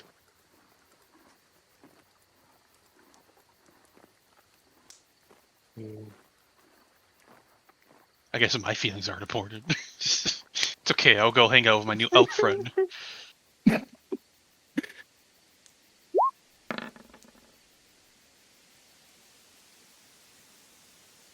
No.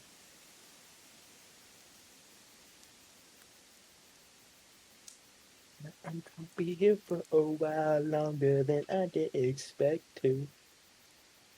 I feel like if the next time Jack and I go hunting, and if we bring back an elk, it's gonna cause problems.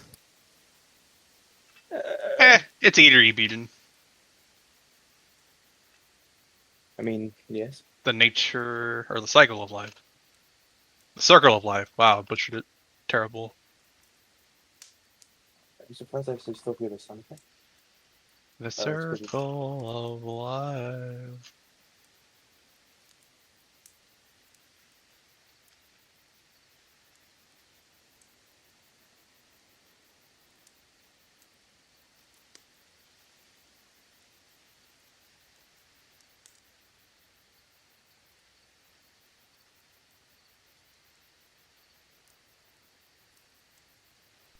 I win ya. Hanabi Simaba. Zimbabwe. I'm in a fire. It burns a lot. Please It get some burns a help. lot. Yeah, it really I'm does standing in a burn. I'm standing in a fire and I can see my past. I think that's called dying. It's very bright.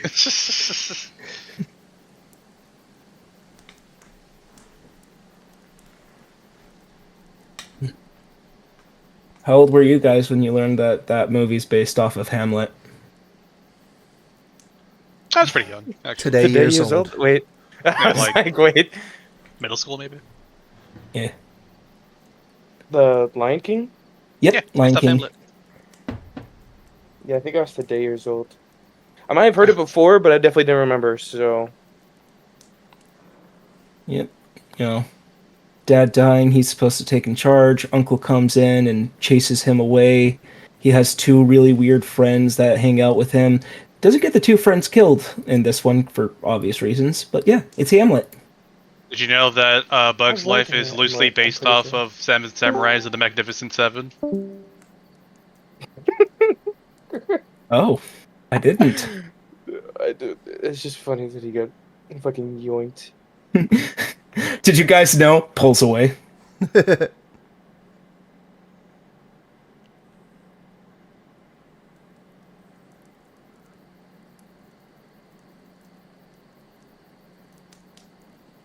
What? Oh. I remember the movie that it's also based on a show, but now I can't remember. 10 Things I Hate Which one? About You is The Taming of the Shrew. Yes. I remember... And She's the Man is another one. I'm trying to remember. In my my sophomore year of high school, I was in the like honors English class, and our last unit was on Romeo and Juliet, and everyone kept making references to the movie Nomeo and Juliet, Oh, God. and the teacher was really good at keeping a secret because we did like our final earlier. So for the actual day dedicated to our final, we watched that movie. Oh my gosh. She was like, this is one of my favorite movies. When And she was like, it we took everything for me to keep it a secret from you guys. I'm like, She's the Man is based off of Twelfth Night, but when we were reading Macbeth in high school, we watched the Leonardo DiCaprio version while we were reading it. And that is quite the interesting movie. Wait, he was in the Macbeth movie?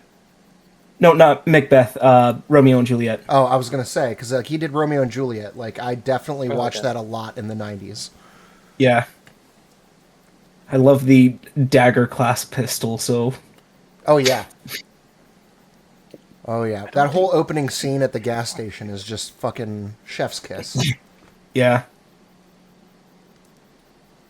And when him and Probably read- Mercutio do acid, that's Yeah. so good, too. okay. I probably read Macbeth. I don't remember it. I know I did Hamlet and Romeo and Juliet. Macbeth is fun. Out, damn spot, out I say. But I don't know. No man my of war- junior year, my junior and senior year got cut kind of short and weird. So 'Cause of COVID? yeah, COVID-19. You Fun. Actually, was- not at all. That was my wife's first year of her teaching job.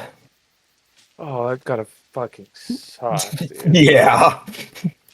Because it was a rough time for everybody. It was trial by fire for sure. Yeah, dude, because it, like, basically school was canceled, and for, like, initially it was like, fuck yeah. And then they were kind of, like, eventually figured something out for us to, like, do. But then it kind of just, like, didn't really matter. Kind of like whatever grade you had when you, school got canceled is just what you finished junior year with, pretty much. Mhm. And they figured, like, something out for like senior year, but it was like all online for like the first half, and it sucked. And then they started doing hybrid, and I really liked hybrid. But my only mode of transportation was my car and getting to and fro. Yeah, the only way I could get to and from school, and my fuel pump went out. Ooh. So like a month out of like only like 3 that we had. It sucked. You only call And it. I didn't end up. Go ahead. I didn't end up going to prom because I don't know. It was interesting emotions at the time. Yeah. I like only slightly regret it, but it was fucking COVID, so. Mm-hmm. Prom sounds like a great place to spread COVID around, though. Yeah, I was really excited junior year to go to prom. I was gonna ask somebody out. But yeah, that never happened. Damn. I had a senior take me to their prom when I was a sophomore, which Oh, was fucking nice. awesome. Yeah. Yeah. And then junior year, I went with my girlfriend at the time. Senior year, I was like a post-secondary student, so I didn't take a single class at the high school, but I was still the voice of our high school, so I did all the announcements and shit. You ready for this one, bud? I guess so. So, as you immediately enter the area, you do feel this like immense flare of heat overtake you. You feel as if there is just some sort of like just flare of just energy that's beginning to, and it's attempting to drain you or weaken you, just physically exhausting. You need you to make a Constitution saving throw. GM roll preferred. Actually, the last one doesn't matter anymore. You're ready, I can see that. Yep. So you do manage to somehow, some way, deep inside, because you know what you came in here for. You know what you were looking for. You were ready for the fire and the heat that followed. So you're able to resist, and you do not become exhausted from the fire. You step forward. As you step forward, you see this outer ring of what looks like smoke and ash as it is kind of climbing upwards, and as you look, you seem to be in an in-between area of the heavens and the material plane, as you stand on what below you looks like a platform made entirely of fire. You can feel the heat, but it does not burn or hurt or singe. It just simply is there. As you look up, you do see what looks like a large being wrapped in some sort of chains made of this cold, icy, watery energy, and they seem to be freezing and breaking apart the being trapped within them, freezing and paralyzing it. As you see and look at it, you see the fire kind of reform and dissipate into a smoke, and it stands in front of you. A figure all too familiar. As it slowly shapes, not into a figure, but into a person. Standing in front of you, with a fire roaring inside, is the person that you lost so long ago. Alice. You see a smile crack at you, staring back at you. I smile back and reach out a hand. As you begin to reach out, you try to like reach out, and you feel as if she gets further the closer you get. And then you slowly break into a fast walk, then a jog, then a sprint, as you begin to reach and climb for it, attempting to grasp onto her. And you feel as if the closer you try to get, the further it goes away. And right as you look up in one final attempt to grasp at this being in front of you, this, whether it's a memory or a recollection, or if it is truly her, a piece of her soul, whatever it is, you simply see her mouth 2 words. Help me. And then you see the fire dissipate. And around you, you're surrounded by what looks like smoky figures that turn into colored visions of you and her, memories together. Some are more innocent, dancing, dinner. Some are the things that you guys did under the table, thieving, sneaking behind people's backs. But whatever all the memories surround you, They are all together with her. And then you feel the smoke falls again.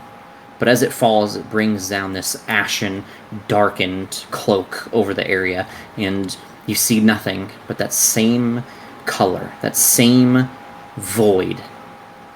The nothing that you've been connected to, the nothing that you can't find answers to. And then you see a flare as everything shines bright once again, and the vision fades. You know, it was just kind of like camping. The food was just like sandwiches and stuff. It wasn't terrible, but it was all these rich people who are just freaking out because they're not used to inconveniences. Are you guys all here? E. We Jack, are believe you so. here? I might have missed the description with you, Nash. Everyone else got it. You would have seen a being wrapped in like these cold, watery, frozen chains, being like broken and frozen by them. Mm-hmm. I think that's the only thing I missed with you. Everything else, I think I did that with everyone else. All right. Thank you. Indeed. I have to wait until everyone's here for this next part, kind of.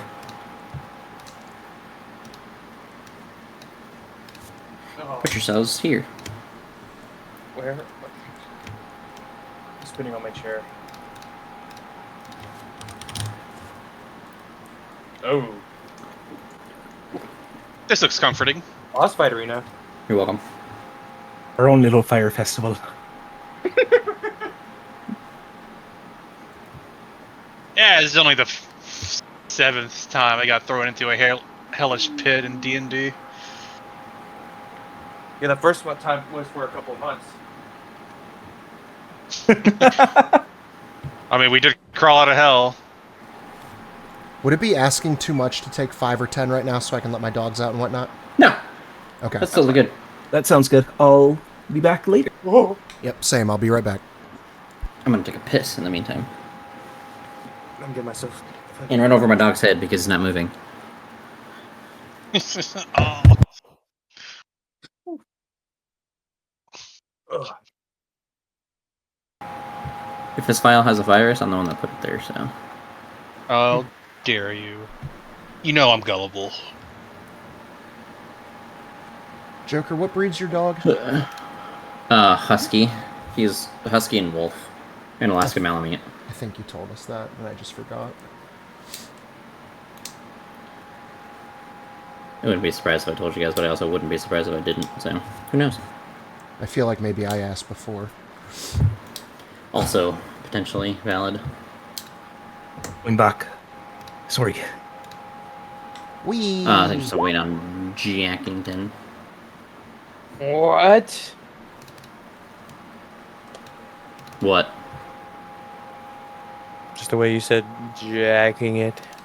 Jackington. Calling Oh, Mr. no. Mehoff, Jack Mehoff to the front.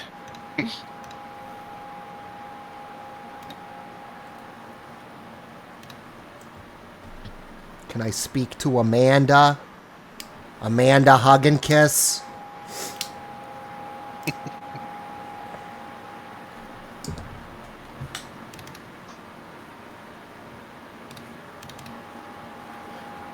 Hey, why is your stuff? There we go. Sure, why not?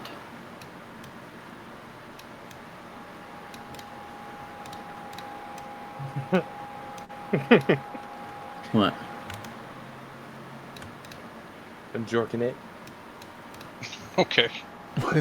What? It's just. It's the meme. Have you seen the meme? Yeah, sure, yeah. buddy. Sure. Yeah. Damn, jerking off with the homies. Anyway, Jack's back. Alright. Jack, drag yourself onto the map in the middle with everyone else.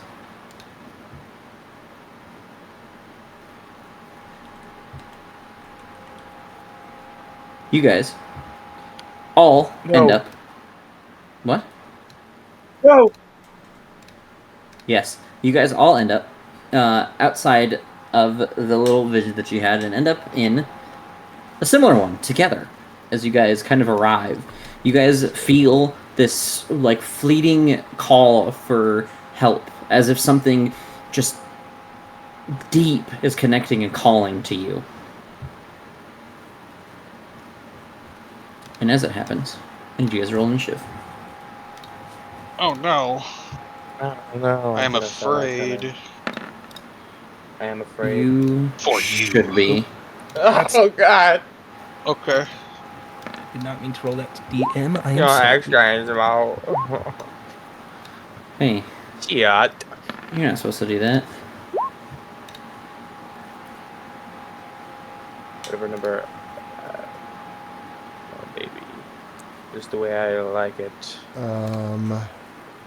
Noche, do you want to switch? You can say no, but if you want to, I'm down with it.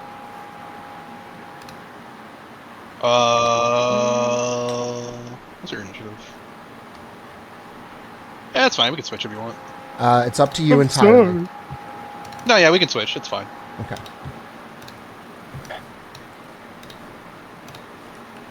It's still not doing it. Oh, fire elemental. Who would have thought? Shit. Aiden, do you have an 18 in dexterity? Yeah. Holy shit. No, 16. Okay. Why Maybe is- a plus I get 40 an initiative. extra. I don't know. Hold on. It doesn't matter now because you're still last, but you should look into that. Hey, Nash, go ahead and start us off, bud. Do I get one from Jack of all trades?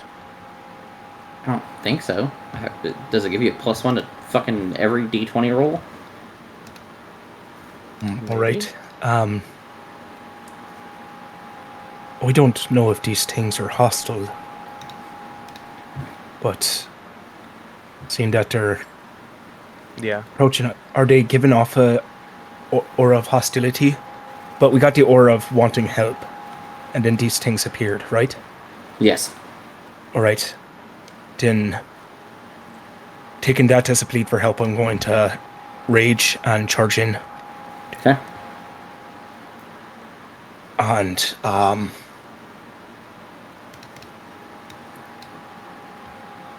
shoot. Remember, for while you're thinking, everyone who got exhaustion, that does apply right now. And it's a -5 to your speed and a -2 to all your rolls. And I'm just going to, yeah, these things aren't attacking. I'm going to raise me axe, snarl at it, and an infernal yell, what are you doing to this flame? It doesn't belong to you. As you snarl at it, it just kind of like looks at you. You see it like shake its head back and just like unleash this like heat, and it's like a roar as it screams in your face. And there's like little bits of spit, but instead of spit, it's like little bubbles of lava. Right. Then I'm going to swing at it with two-handed, recklessly. Go ahead.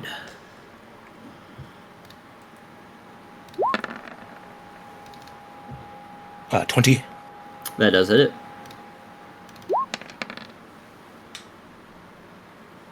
And I forgot to add the rage, so that's 10 slashing, 3 thunder. So obviously it doesn't resist the thunder. But this thing does resist the slashing. Perfect. Second attack. Hold on. Sorry, I'm multitasking. Sorry. I believe you are going to take some damage. As you slice through it, you feel its heat kind of like flare as you strike it with an attack. And I look for dice. But I didn't have ready because I never had to roll dice all night. So, you take 5 fire damage. Right.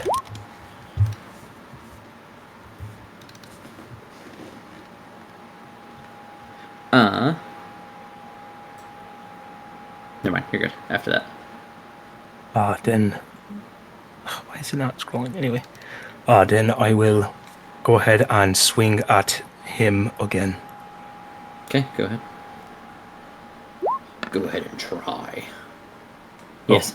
23, and before I rolled a 24, but 24, yes. that is 8 slashing, 5 thunder.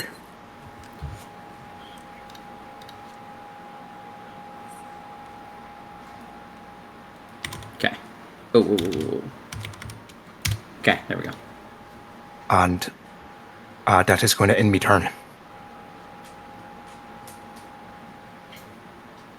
Then it is Jackington.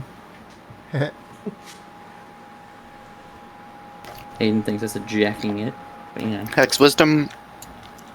Walk up and take a swing. What the And fuck? Bash left too, and you're only targeting me? Okay. It's because you're the one that heard it wrong, ding dong. I didn't hear it wrong. That's just what I thought of when I heard it. 13. I don't know if that hits them, actually. It barely managed to, like, streak across the, like, center of the essence of this creature. Oh, I know what's going on. It's being weird with that, because it thinks I'm highlighting that. Whatever. You can suck off. You would know what to do. Okay. It resists the slashing, and it takes the necrotic in full. So... Okay. Oh, what the fuck? Hold on. 2 things. I have to roll before you make another attack, and then I need to redo his health because my numbers aren't working. What the fuck was that about? There we go. Now it works. And then, hold on.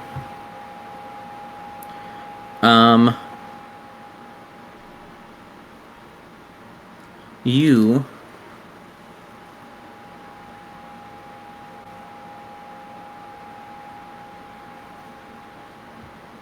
Hold on. I'm reading, because I think this thing has the same thing, but it might not, it seems.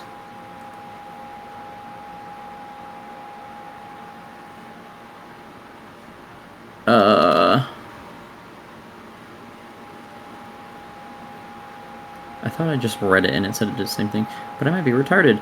I am retarded, so no, nothing happens, you're good. Okay, I'm gonna use my last spell slot and dump a smite into that. Okay. Gross. What the fuck? Is that for real? That's a lot of 4s. How much slashing is that? That would be like one of the d8s, so you could take like the first one. Plus, so it'd be 12? Yeah. Plus the charisma, so it'd be 17 of it. So... My crit. 61, 17.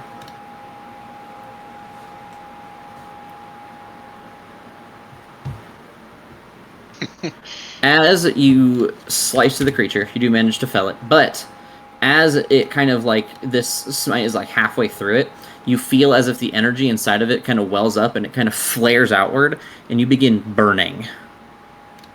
Sick. I also hate to interrupt. I was only hit with the fire damage from my first attack. I attacked the creature twice if it does that twice. Yeah, it does it every time you attack him when you're in melee range.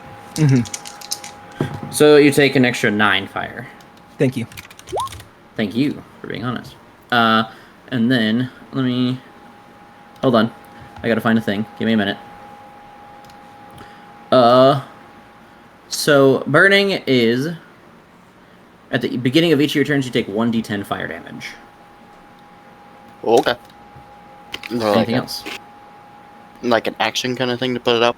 Yes, an action or some other way to douse it, yes. Sick. Is that Can I it? do a thing?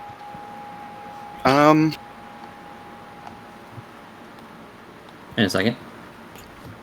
25, 30, 35. Okay. Yes. When you see a hostile creature die within 30 feet of you, you can use your reaction to cast the Bane spell. Okay. The 3 closest, I think, because he's within 30 feet. That would be. Is it within 30 feet of you, or is it 30 feet within Me? an area? 30 feet of me. Of you. That is within 30 feet of Okay. you can use. No, not the reaction ding dong. Talked about Bane. Oh. But I think Bane's 30 feet. Yeah, Bane is 30 Yeah, feet from the guess caster. That's okay. that's what I was asking. I was Okay. because like slow is like a giant cube and 6 things within the cube. I was wondering if it's one of those, or if it's because I don't use Bane so much. Okay. Which ones are you targeting? The big guy, the one to the left, and the one bottom left. Top left is probably gonna fail. Yes. Bottom left is gonna fail. I'm gonna do this, I guess, is the closest thing I have. Big guy is gonna fail.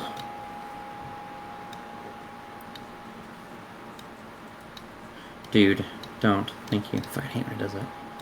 Okay. I broke this shit. It's annoying. Now it's this thing's turn.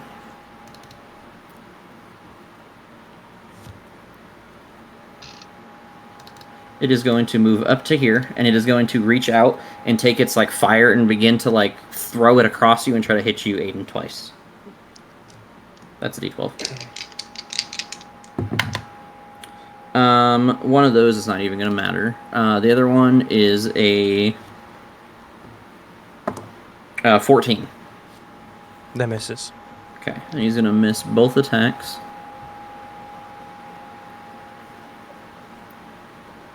You, as he ends his turn, you are going to take some fire damage.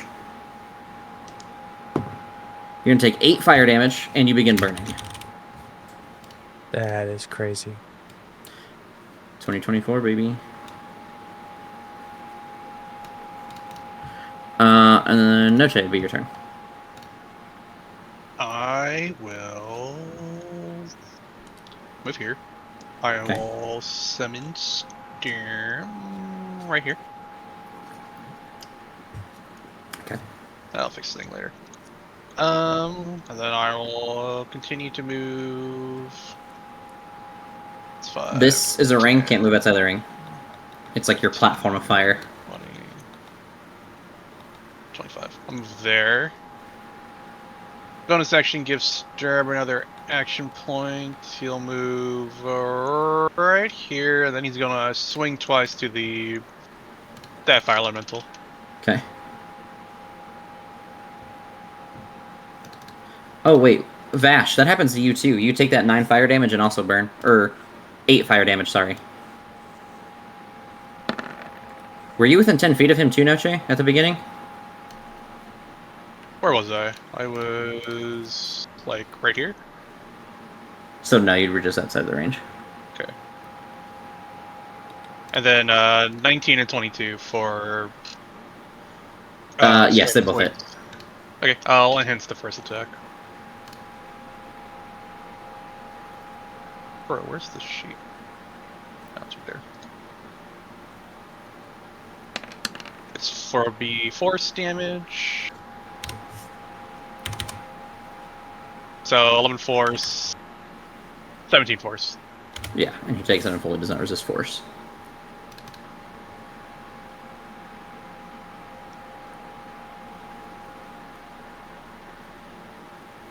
Anything else? That's it for now. So on this thing's turn, it's gonna just kind of like walk and step over you, Nash. All right. As it enters through you and passes through you, you are gonna take 2d10 fire damage. Okay. I don't know why I told you the number. You're gonna take a bunch. You're gonna take some fire damage, and you're on fire. Okay. That is 15 fire. And then he is gonna ignite you, burn you. It's called ignite on his stat block, but the other stat blocks it's burn. So you are on fire, and then he is going to look at his stat block so we can read this again. I want to clarify something since it's been a bit. Does the damage mitigation come before the resistance? Is that correct? Hold on. Sorry.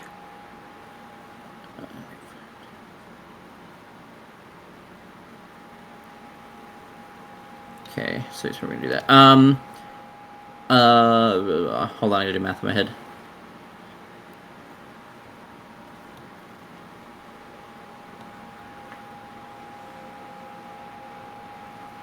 Yes, it's reduced damage, then resistance. All right, thank you. And then, he is going to unleash just, like, burst of fire, and as it spreads outward, I need everyone except for Jack and Noche to make a dexterity saving throw.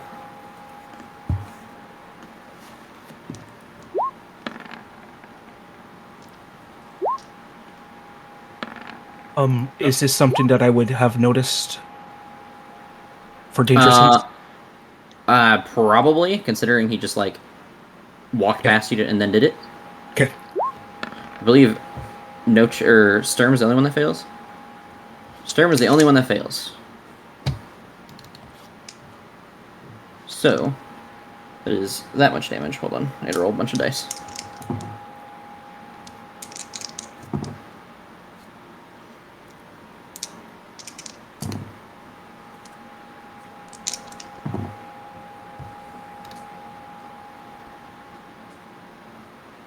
I can do math. 27 fire damage, or half. And then I think Sturm's the only one that failed, so he ignites. So it is a little bit more intense than burning. So he takes 2d10 at the start of his turns. Rip. And then that is the end of that thing's turn. I don't think it has an end of turn thing, does it? No, he doesn't have one that is at the end. He has it whenever you smack the fuck out of him. And then he is going to end his turn. This one, that one's dead, is going to kind of float over here and take some slaps at your backside, Mr. Nash. All right. Fire Spanky. What the fuck? 19 with Bane. That hits. Yes, I'm rolling Bane. At advantage. Yes, advantage. Advantage and Bane. His second attack is a 15 with Bane. That one misses. Okay, so you're already burning, so you can't burn worse. And well, technically you can, but not from his attack. So that is 10 fire damage. All right, thank you. And then we move to the not last dead one, who is going to move here. And then he's going to try to hit you, Jack. Those are going to miss. Then you're going to look at the numbers.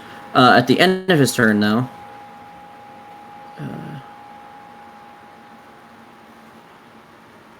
Noche and Jack, you guys are going to take some damage. You guys take 6 fire damage. And Jack, you're already on fire, but Noche, you become on fire now. I think I'm just out next to her, or close to it. I'm doing math. Hold on. Hold on. I know, I'll come close. Not to math. It. Sorry, not math. I'm looking at numbers. What's your roll next damage? Yeah, he is like double burnt. Let me see if I can find something that kind of indicates double burnt. I don't think I do. You could put like a red, just a red token on him. Yeah, you Yeah. should do that. Okay, hold on.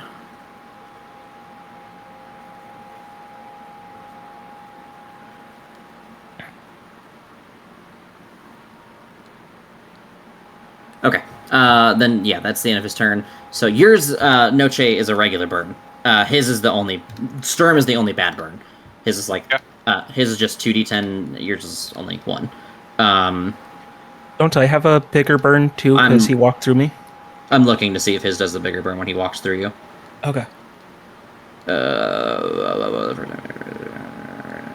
Yes, you are also a bigger burn. So Sturm and you have bigger burn. Everyone else has normal burn so far. Literally everybody has a burn. Vash! When do I take the burn damage again? At the beginning of your turn. Thank you for asking, because I was reading something and I didn't think about it. 5 fire damage, sir. Okay. You can feel the heat emanating as you're near them. And you also saw as these creatures stopped moving and were beginning to ready their next actions that the fire kind of started flaring and burning everyone as they were close to people. So you know that staying near them is what is going to keep continuing the burning. Okay. I'm going to use my bonus action to take a greater healing potion, my last one. Okay.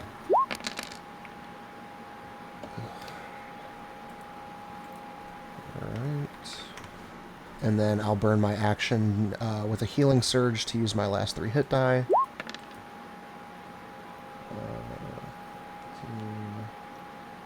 26. It's pretty good. Yeah, I'll take it. That's almost full. And then I'm going to run away. He can take an attack of opportunity at disadvantage if you would like to. He sure in the fuck will. That is a 19. At disadvantage with Bane? Yes, hold on. I'm rolling the Bane. An 18, sorry. He rolled 1 on the Bane. Damn it. Sorry, bud. Yeah, alright. It hits. Hold on. Okay. You're already burning, so that doesn't get any worse. Okay. That is 7 fire damage. I can't. My brain isn't mathing. Okay. Alright. And then I will move...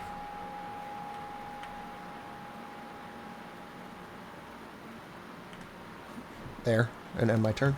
Sure. Aiden, at the beginning of your turn, you're going to take 10 fire damage.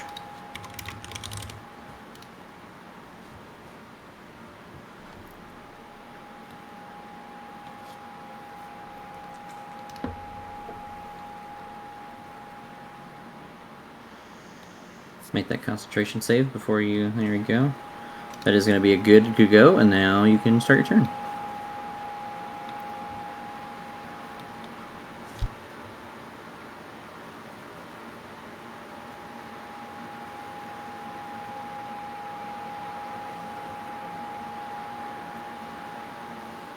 You are muted, or mic is unplugged, or something.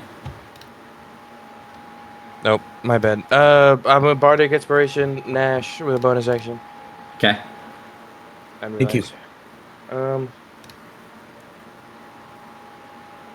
I'm going to remember that I have a 1 point of exhaustion. And then I don't think that affected. I don't think that affected any of your stuff so far. I'm gonna give it to you now. I'll be nice, but you would have failed your deck save earlier.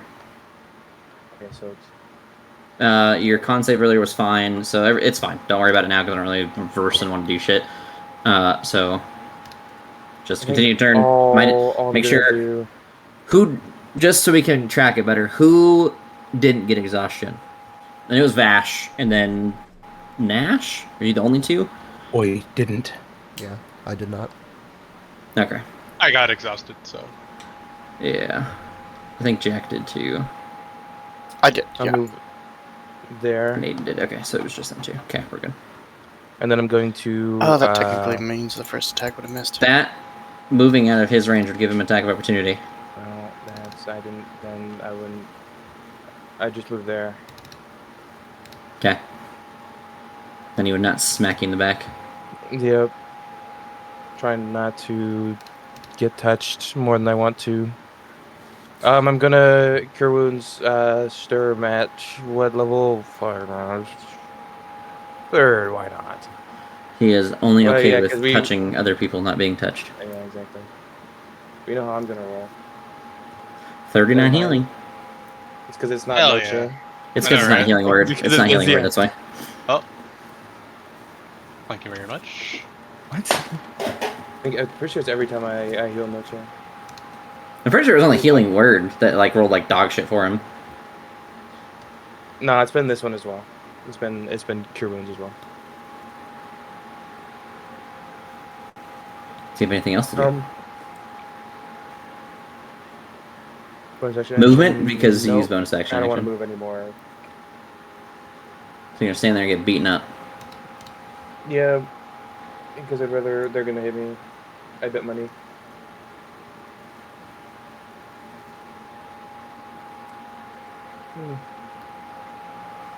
Yeah. I'm reading. I'm reading. Hold on to make sure I can get, because I don't remember which ones have what. I'm in danger. I'm in danger. Okay, we're good. I just had to make sure. Go ahead, Nashoba.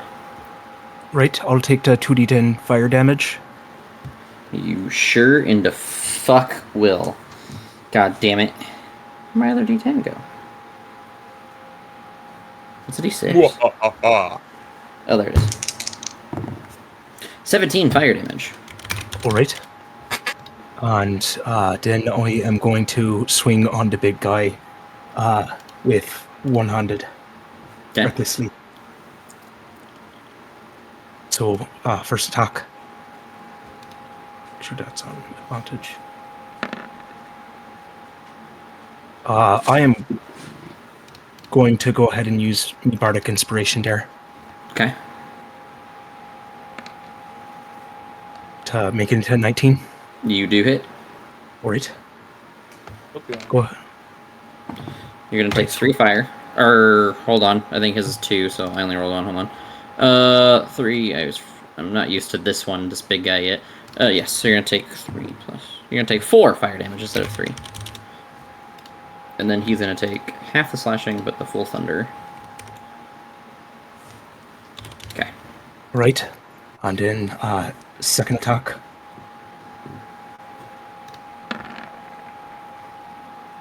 $21. 21. Does hit. You can take... I threw my fucking D10 and I can't find it again. There we go. You're gonna take 11 fire damage. Alright. Okay.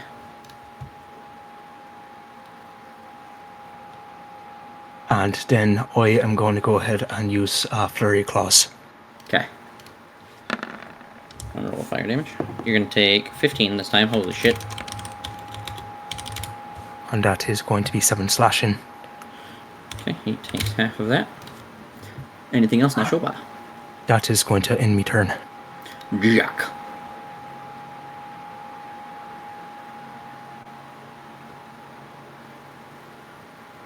Move hex and swing twice. Okay.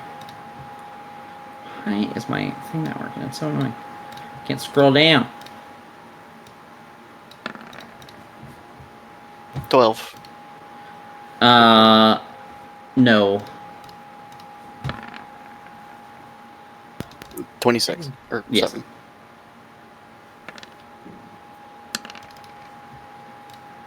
Takes half of that, and then that's 5. Takes 11. Alright, takes 11 damage total. Cool. That's it for me. Alright, this guy is going to, I believe it's the end of his Wait, turn. wait. Fire damage. Oh, yeah. You're not high fire, you're regular fire. Wow, 10 fire damage. Okay. This one now is going to try to touch Sturm. Maybe. Oh, can't get any worse than this. Theoretically. Theoretically. Does he have 17? That is a 14. Hit and misses. The other one misses. Anyways, You get super burn. then it is at the end of Only his like this turn. You take, I think it's just a D10. You take a... Yes, you take... So Andrew and Sturm, or Aiden and Sturm, are going to take 3 fire damage. Noche, you're going to take... Like 3d10 fire. I'm going to roll Sturm's first. He's going to take 10.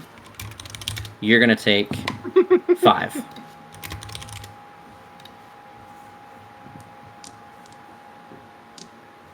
Okay. Seeing that being on fire is a bad time, I'm gonna bonus action use Misty Step to get right here. I'll use my Okay. regular action to unsummon Sturm. Okay. Ooh, he's unsummoning so he doesn't take extra damage.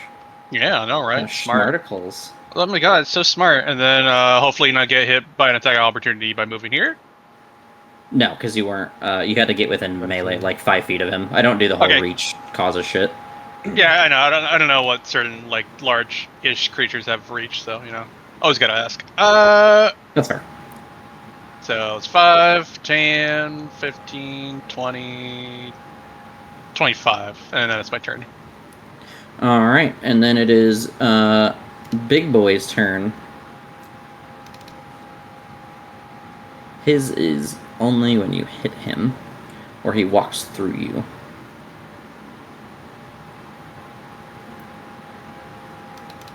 He said He the thing is- out loud. Yeah, it's fine. He is gonna roll recharge first.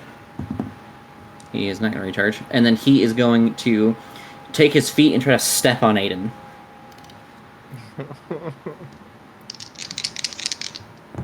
That is a. The first one's gonna be 11. That misses.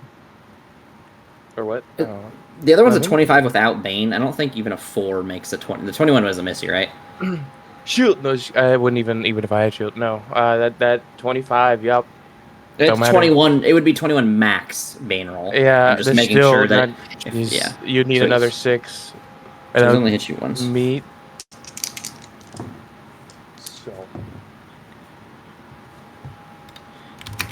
You're gonna take 12 fire, and you are now Big Burn. And a big burn. And then he ends his turn. And then it's this guy who's gonna Oh god. try to touch Nashoba. Oh wait.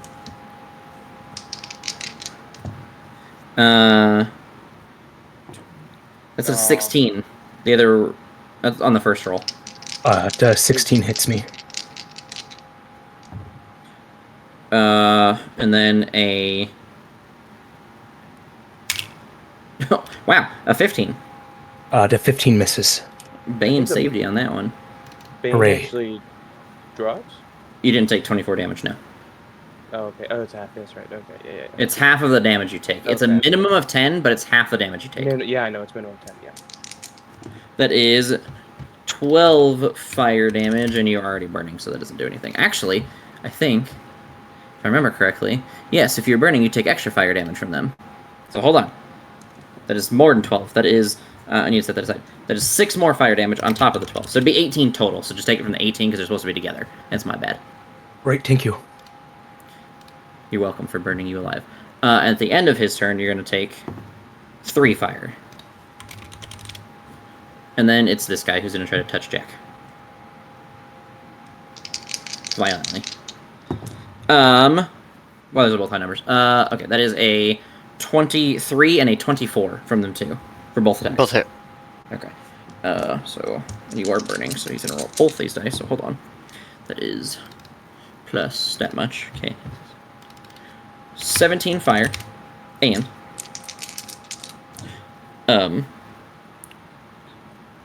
12 fire from the second attack. Okay. And then at the end of his turn, you take an additional 8. And then it is Vash's turn. Burning damage? Yes. Are you big burn? No, you're regular burn. You're Ditto Botany baby burn. Do you want to roll concentration for Hex? 2 fire. Oh, yeah. Thank you. All right. I'm going to.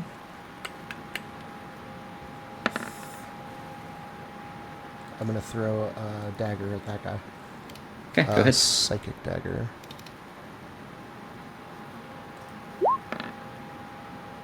$24. He has reflection! No, I'm just kidding. No. Yes, that hits. And Aiden's next to him, so he'll take some sneak damage. Is Aiden a threat, though? I'm just kidding. Takes 27 psychic. Okay. I would say in this instance, technically not, but, like, it's fine. I only say that because, like, we have flanking going on here, and he's kind of getting gangbanged by a big guy, but that's more of, like, that's less mechanics, more me nitpicking the situation. So. Aiden, I hold mean- it back. Aiden. I mean, Yes, Aiden really does literally- love being in the middle of a spit roast, if I'm being honest. That's an damn. That's his advantage. thing. 27. That will hit. No, I gotta. For 9 more sky kick. 9 sky kick. He is bloodied. Oh, great! He does this thing when he's bloodied. Hold on. Give me a second. I gotta read it. Okay. So Noche and Aiden, you're the only two that are affected. You guys are gonna take, since you're already burning too. No. 19 fire damage. No, I'm down. I'm dead. I'm dying.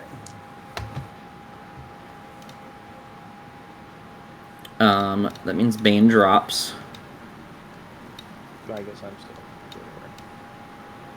Because I can't fucking scroll through the thing. Yeah, okay, that's not just me then, that's a bug. Got it. Great. I love that. Dude, fucking. Yeah, you just have to like So click the bar stupid. and like. Yeah, I fucking hate that. It takes way more time. And I'm already Yeah. messing with a bunch of shit. Alright, anything else, Vash? Sorry. That happens as he becomes No, bloodied. that's my turn. Aiden, make a death saving throw. Nash. Yeah. You gotta die twice. All right, Dude. I am going to. He is still on fire, by the way. Oh, that'd be at the beginning of your turn. You take a death save. Okay, well. It's not a save, it's a fail. You know what I meant. I'm going to. Nope. Nothing. Sorry. I'm going to take a healing potion Okay. and then swing at this man recklessly two-handed. Okay. Big guy in front of you still? Yes. Okay, go ahead. So first.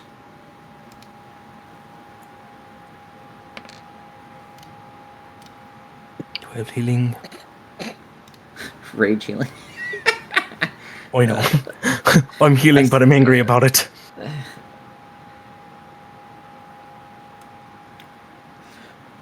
You're just like in the middle of a chug. Grrr! And then I'm gonna do the 2 swings on him recklessly. This tastes so bad, I'm angry. Needs more cinnamon. 23. Ew. That hits. I hope you're not one of those people. Cinnamon's gross. I That's like not eating true. some. Cinnamon's... It's... I'm nitpicky about when I like cinnamon. Cinnamon's fucking weird. I don't like it a lot. I hate, like, hot cinnamon. I will say that. That shit's disgusting. That is 7 fire.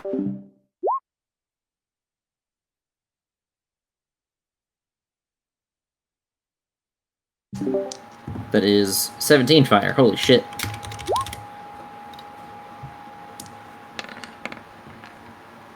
Oof. That is not great. That is 5 damage. And that is going to end me turn. Jack, you are gonna take 7 fire damage. Okay, swing twice. Not an advantage, but 27. 27 hits.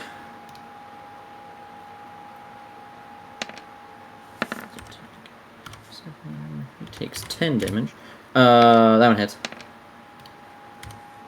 That is the most cocked dice I've ever seen. Takes 10 more damage. Yeah, but it like landed perfectly on its edge. That's insane.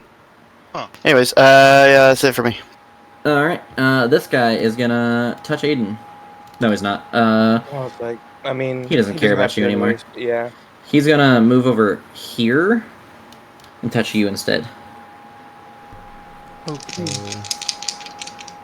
He is gonna roll a 18 and a 13. 18, yes. 13 now. Okay. You're gonna take a total of 17 fire damage. Can And then he's gonna end uncanny his turn. dodge that? Yes. Okay. And then you're gonna take 9 fire damage as he ends his turn near you. Fuck. And then Noche, yes. 2024 creatures are a lot more dangerous than their normal counterparts. Okay. I use 20 feet of movement to get here, and I feed Aiden a healing potion. Cause God knows you need it. He does. He does. So does Of course. Aiden. But you know. Yeah, give it to Aiden. 6 healing to Aiden. fucking Prolongs my potential lifespan. Remember, Hey, it's either remember all those times that like you rolled like shit for his healing. All right, but I rolled it good this time. and then It's bonus section, done. I'll Misty Step one more time over there. Okay. I do like the imagery. Did I take fire at the beginning of my turn? Sorry. Oh yeah. I'm glad you guys are helping me check that because I sure in the fuck am not. 1 fire damage. Oh, sweet. I love the imagery of like we're all on fire, but Aiden takes a moment to just go pet Sturm. Good kitty. Are you some sort of cat? I'm too embarrassed to ask. That's my turn. Yeah, straight up Big fuck guy- myself. I'm just gonna let myself burn to death. His turn. Big guy is gonna walk here.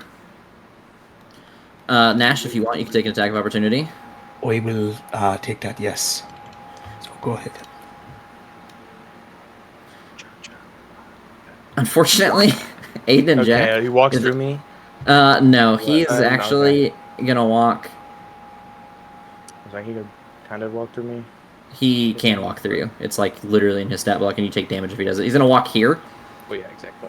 and then he is going to. If you want, you can take an attack of opportunity because you're conscious. Oh, I can't. How? Yeah. Bite his ankles. Yeah. I It can- causes so damage wait, when you hit him. I can With a use, melee like, attack. okay. If you hit him, hold on. Because I have Warcaster. It has to be I guess you wouldn't know the conditions of it. You just know that every time you see Nash smacking him with a melee attack, that he is every time.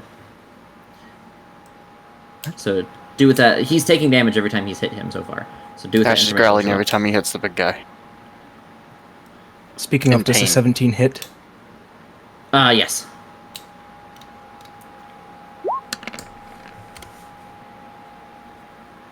But you have Warcaster, right, Aiden? So you don't necessarily have to lay Yeah, that's hands what I'm on him. asking.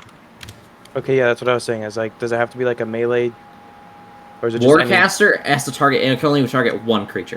It can only target one creature. Okay. Well, then then I'm just going to vicious mockery. Right. Wisdom. He has a bonus to that. Not a very good one. He fails. Oh yeah. Well, unfortunately for you, he's not doing an attack roll, so he's gonna go boom boom. All 3 of you need to make a dex save. Oh well, I mean, I hope I don't die. You probably will. I hope I don't fall. Roll. Wow. Insane. Nope. I die. My roll 20 is Nice. taking forever to load up. So 19 fire damage total. Yeah. Vash doesn't fail. Vash, you succeed. Everyone else fails.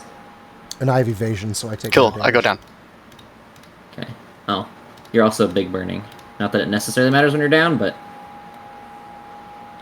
Death.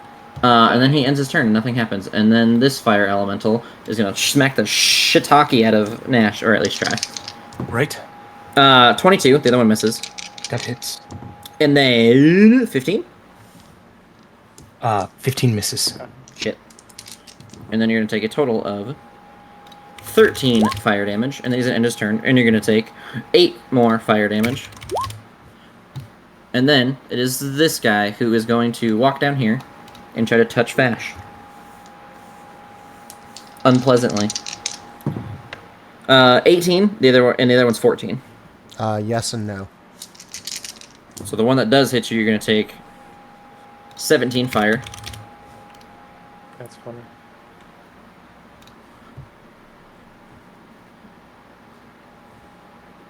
And then he ends his turn near you, and you're gonna take 8 fire. Oh. I'm down. I'm at 0. Like So 0. you can choose to roll death saves or not. Your choice. Pretty much you're just stable. If you choose to make death saves, you have the chance of rolling a 20. Otherwise, you are taking death saves. You're also technically already taking them because of burning. So you already take it. So you just roll because burning would cause make you start dying anyway. So just roll. So you take 1 fail automatically from burning alive.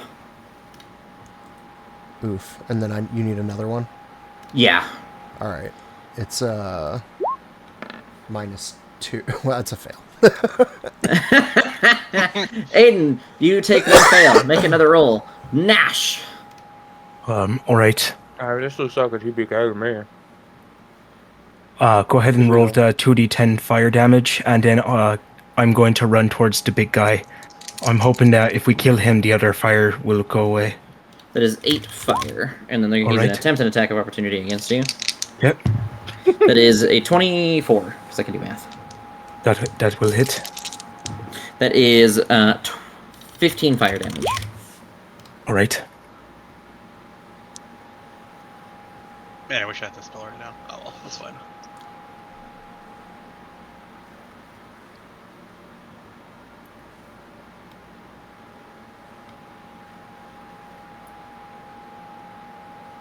And then I will swing on the big guy. Okay. I'm going to swing on him twice, two-handed.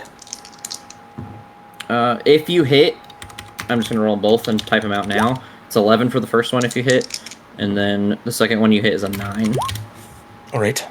If you hit. If you, I mean, I'm assuming you will, but if you don't, I'll take damage. Natural That 20. one hits. Lucky there. You Alright. credited him. You done diddly credited him. Don Digley, Like widowy? The widowy? widower. We Literary? did that, but like device? another like 5 times in a row. Okay, I don't know how much help they have. To be fair, Jack one-shotted one of them, so that's pretty good. Well, yeah. Yeah, but we'd have died even faster. then, we're still getting fucked. Yeah. Okay, so go ahead and roll the thunder damage too now. Yeah. Because he takes half of that, because, you know, obvious. So he takes that in full, though. And he is bloodied. Right. Oh, good. Am I good to roll my second attack, or is something happening? I don't know. Hold on. Give me 1 second. Oh no, Nope, this that's guy happening said again. as a bucket of water. That Right. doesn't do as much as you think it does. You need a lot of fucking water. It's 1 point of cold damage for every gallon that you're able to douse him with. Gallon? So what you're saying is we have. Yeah. A 5-gallon bucket. That's 5 cold damage. That is. 21. For 10, Takes 10 slashing, 6 thunder. 11 damage total. Anything else? No, that will be it for me. Jack. Alright. Where's the ocean? Not in this area. Yeah, we're in hell. Okay. We're about to be sent there. Also take an automatic fail for the burning. Okay. Fire Elemental is going to run over here. Oh, I thought he died. Alright, whatever. Nope, he would just, his homie was stepping out through him, inside of Oh. him, fusing with him. That is a 14 and a 12, I thought that was a 9 for a second. Those both miss. Oh, I forgot to roll my healing, sorry. At the end of his turn, you take 2 fire damage. And then at the beginning of your turn, you take extra fire damage, because you're big burn now. I'm pretty sure. Did you... Hold on. No, you're not. I don't think you are, no. You only take 7 fire. Okay. Answer, Well, that changed what I was gonna do because I thought that guy died, but that's fine.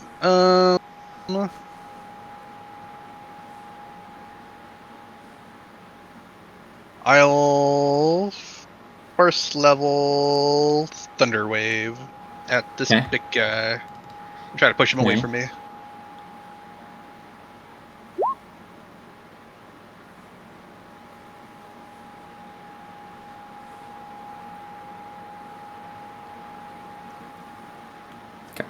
I was reading something, sorry. That is a... Fail, 12. Oh, sweet. He'll take 13 thunder, and he's pushed 10 feet away from me. Okay, hold on. If they can be pushed at all. I don't know if they can or cannot. I'm pretty sure they can. I didn't say anything that said they couldn't. They can't be prone, but... Okay,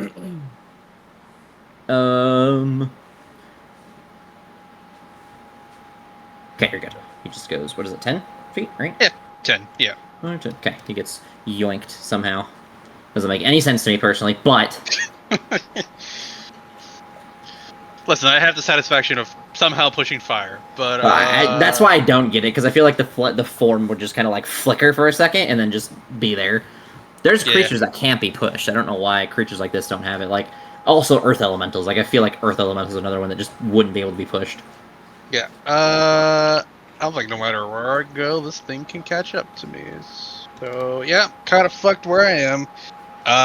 Bonus action, healing potion, I guess. Okay. That's my turn. That's Big Boy's turn. He's gonna roll recharge. Probably not recharge. No, he does not. And then he is going to turn around and punch the shit out of Nash. Alright. Or attempt to, at least. Reckless is still up, right? I have a stat block covering the whole field, so... Yes, it is. It's still up. Okay, so that is a 26 the first attack. That hits. And that is only a 16 on the second one. The 16 hits. You're already big fire, right? Yeah, you're already big fire. Yes, I am big fire. So he is just gonna do...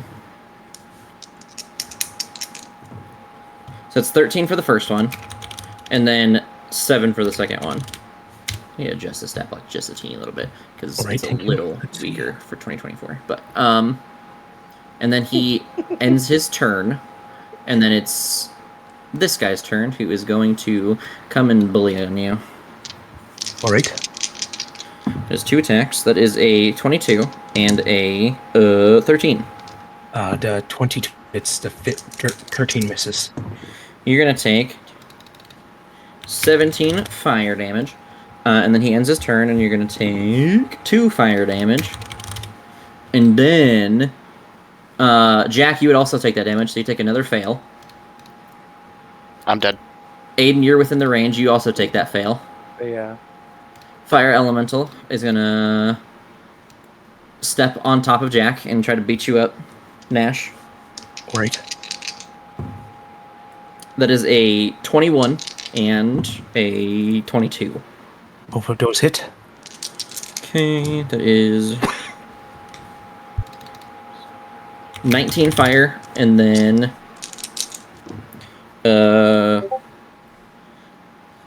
17 fire. And then he ends his turn, and you take 6 fire. And then Vash, make a death save. I'm dead. Oh, okay, you're dead. You're dead. You're dead. Nash! Alright, go ahead and roll my 2d10 of damage while I'm adjusting these. You take 13. I auto-fail because I'm still burning even though I'm incapacitated, right? Please Yeah, you're right. Yeah. If you were already at 2, then yes, you would have taken an extra and died immediately. Yeah. With the Let me finish doing all this math from getting me life pushed in. You're welcome. Let's see.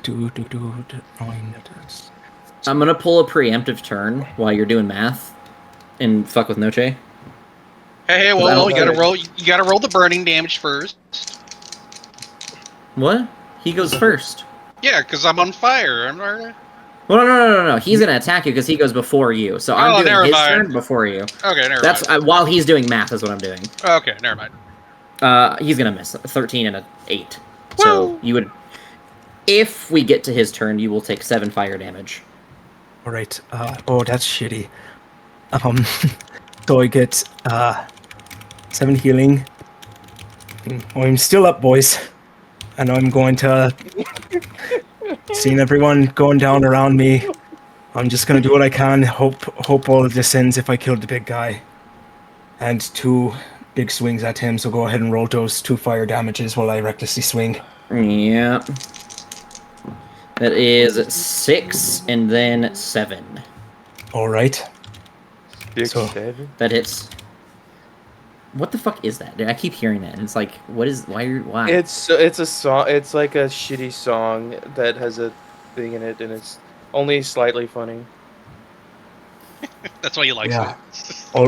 it. It's just funny enough Oh, to shitty. get a little giggle. He takes 5 damage. That hits. Dude, that thunder is fucking you right now. It really is. It's 7 damage this time. The second attack. And that ends me turn. We did his turn. Now you take the 7 fire, Noche, and then at the beginning of your turn, you'll take some more, and then you can start your turn. You're going to take 8 fire at the beginning of your turn, Oh my god. and now it's your turn. Well, I mean, I got nothing else to do another Thunder Wave. Okay. He's going to fail with a 7. Oh, hell yeah. Let's go. I don't think you're going to live long enough, unfortunately. Fuck you, I won't. His form is like flickering and moving pretty harshly, but he is still alive. If you can call a fire elemental alive. He is still sentient currently. Not for long.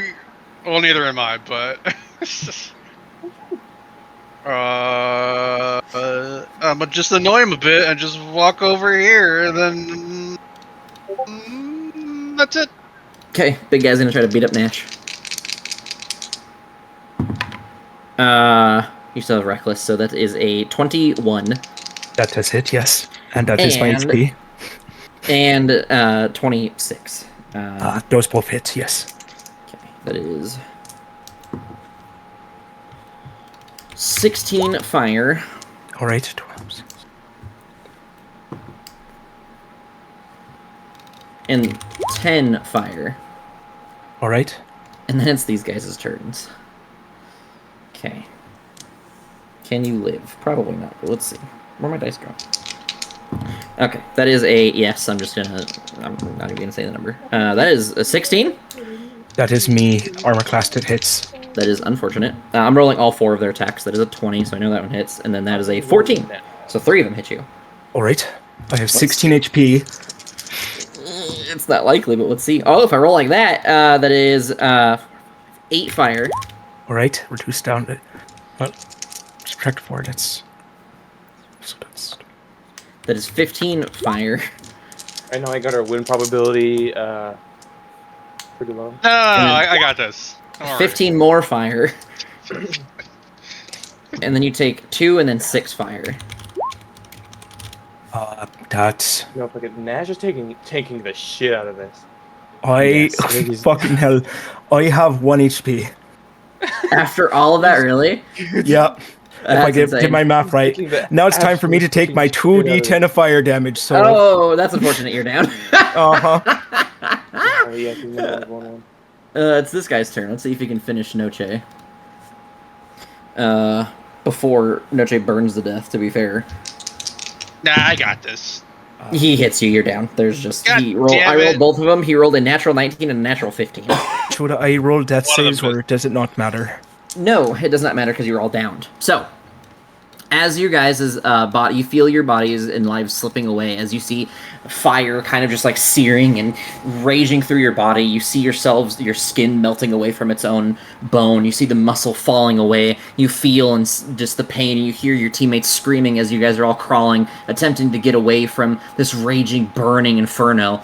And then you guys suddenly wake in a jolt just outside of the fire in Cloakwood.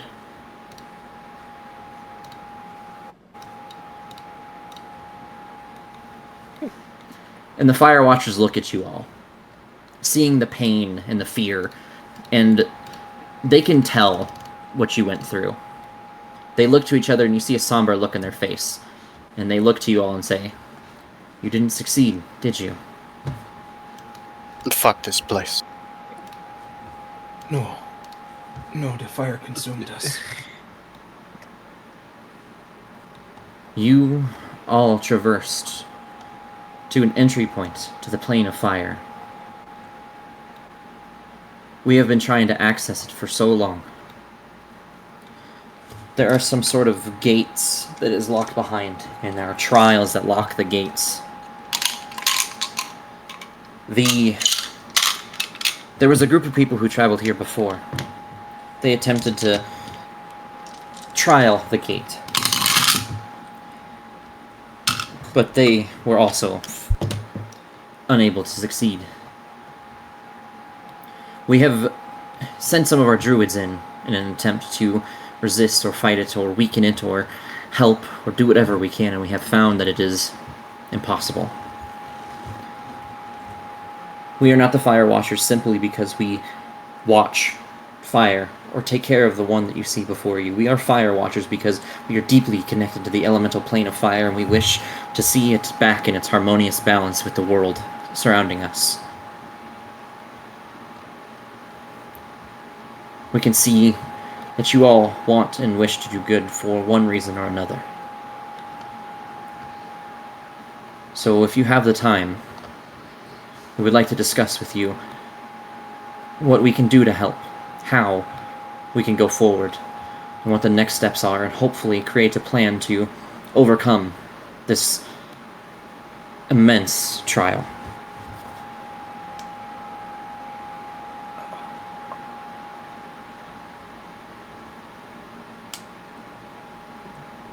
Who's trapped there? If we are correct, that is Zaman Rul, the elemental prince of good. That's who we heard call out to us? Who's calling for help? As you say that, they kind of look to each other, and there's an inquisitive look in their eyes, a little bit of confusion. You heard something calling to you. Have you not? Is that new? I mean, They all shake their head no. I mean, I heard it. Did you guys hear it? Yeah, do you remember this? No. Yeah. Did we? I don't know. I mean, if it was only two of us, it would be a coincidence. But if it's all of us, then I believe we did hear something. Seems the majority of us did. Yeah, I swear. I heard something call for help right before we were assaulted by those elementals. But you guys, you Firewatchers know nothing about somebody being trapped down there, or you're not out to save someone that's not a mission like that of any kind? We have seen the visions of the being chained in ice, and that's what we believe to be Zaman Rul. But we've never heard anyone call to us, and we've not heard stories of anyone being called to when they reach the trial gate. Tell me more about Zaman Rul. He was a prince of elemental good, a primordial, or also known as an archa elemental. They are immense beings of elemental power. The kings, as they're referred to now, are the heathen versions of them. They are the evil princes, as they were once known. Also, archo-elementals, beings of immense and great natural power of each of the elemental planes of existence. We are not so deeply informed of the others, but we know deeply of Zaman Rul because he was the balance of her fire. He was intensely involved with fire. He did not believe that fire was simply made to destroy and break, but to warm and create. And it's your We do not know. Oh, sorry, continue. We do not know exactly what has happened to him, but we believe that something along the lines of him being chained and imprisoned is the cause of the other elemental princes' rise to power, and the misbalance, the imbalances of all the planes, and including the material alongside the elementals. The vision you spoke of, seeing him chained in ice, I saw something similar in the fire, and how... It seems strange to me that he would be chained in the fire plane by ice. Do you have any insight into what that's about? They shake their head no. Okay. Interesting. We do not believe that the vision that we are seeing is even necessarily exactly what it is. There could be much more context that we are missing, but that is as much as we have seen, unfortunately.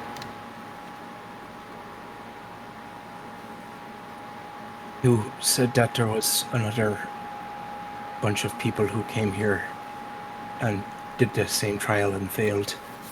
Can you tell us about them? They didn't speak with us much. Simply that they were combating the cultists, and they were attempting to end their tyranny and bring back the world to its previous states.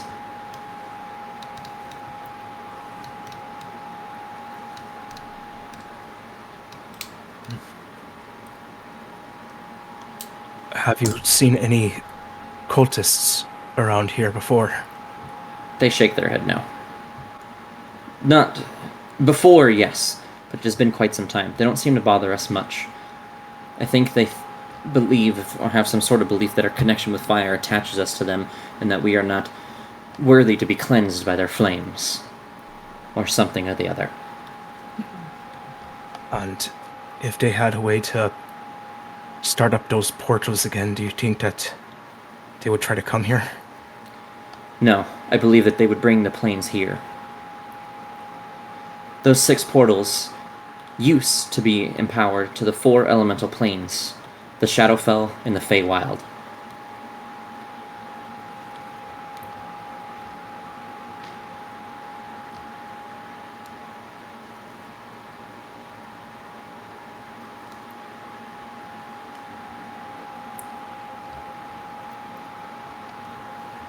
We have a strong belief that if we're able to succeed in these differing trials, we might be able to gather some sort of information on a way to either weaken the elemental princes of evil, or remove them entirely, or create a counterpart that could assist the rest of the world in creating a balance again. Which is So why you're we're not- seeking... Sorry, continue. You go ahead, because I forgot what I was going to say. Oh, I was gonna say. So, are there any more trials after that, or is it just the only one? They shrug their shoulders. We have no clue. We have not yet made it past that first trial. We believe that the trial... Every person that has attempted it has had a different answer. It's as if when you walk in there, it responds to your strength, and it brings something of greater power than you to take you down, but not just barely stronger, but a scale enough stronger that it is beatable, but it would take maybe a little bit of luck, but quite a bit of skill. Or at the very least, a hefty amount of preparation. But we don't know what's behind that at all. We don't know what we can bring in that is accounted for in this power scaling that it seems to bring about when people enter the trial.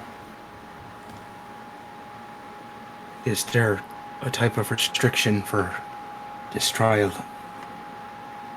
I feel like to try it again, but not yet. Is there like a delay when it would let us go in again? It would take us some time, yes. It would take us a few days at least to gather all the materials and herbs and such necessary to create the vision's rendition again, to allow you to pass your... As you can tell, you're not dead. It is your souls passing on to the... We believe it's the elemental plane of fire, but we are still not certain.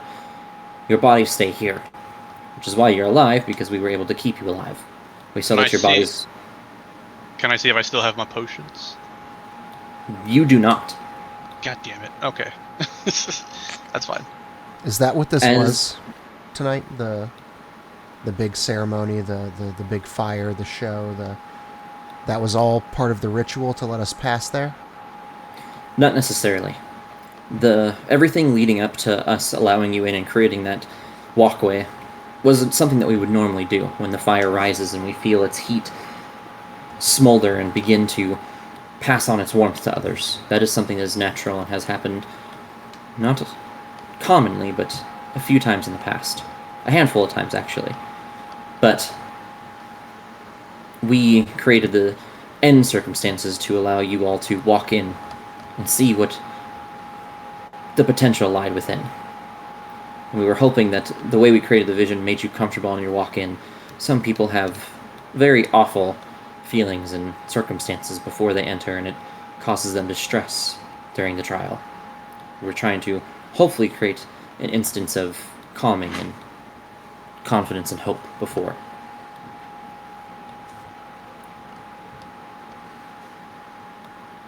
So does it matter the amount of participant that enters the trial? They shake their head now. It seems to scale with number of people. We sent in 20 druids at once, and they all came out unconscious and told us that it was a number of fire elementals and elemental beings that were of obviously the fire plane's origin, but differing numbers and descriptions. We sent in weaker individuals long after stronger individuals to test it, and they also fought less powerful beings, but were still met with things that were just stronger than them. Not just stronger, again, it is a step up and some. It's as if it's not meant to be beaten or walked past, but we don't know an alternate.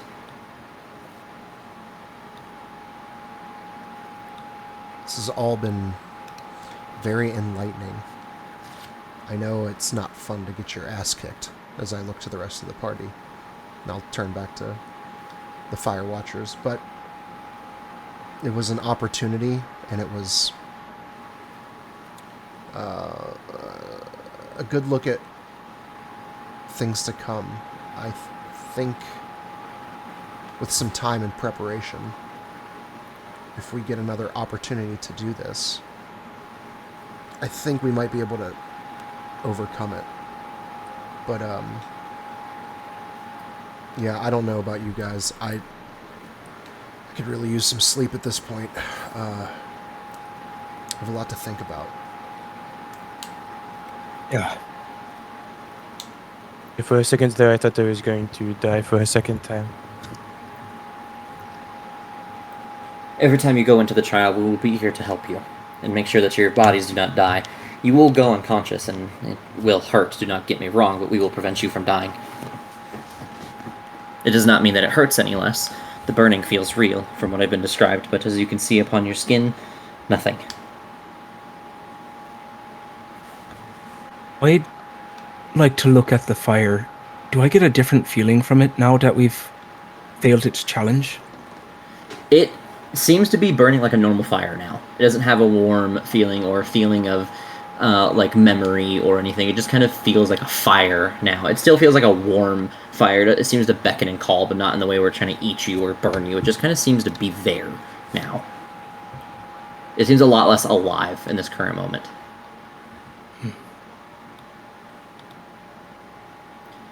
If you all wish to undertake the trial once more, give us at least 2 more days after tonight. And on that 3rd day, you can reach back out to us and we can attempt it again. We will have to do it at night. That is when the fire soars the highest and most bright, and we are able to most commonly recreate it. If you need anything in terms of assistance, attempt to reach out. We are but a small circle, so we can't provide too many material aids, but it does not mean we cannot try to do our best in assisting you. Right. I think we will, and at least talk to you all tomorrow, after we collect ourselves a bit. A little more warning before we, quite literally send us into a trial of fire. We had to find a variable that we could control, and that variable was the lack of knowledge. You went in and it still reacted the way it did, which means it has nothing to do with what you know of it, or any other circumstance. It seems to be of its own unique creation. So we do apologize, but we also knew that you wouldn't die. Which is the only reason that we took the chance.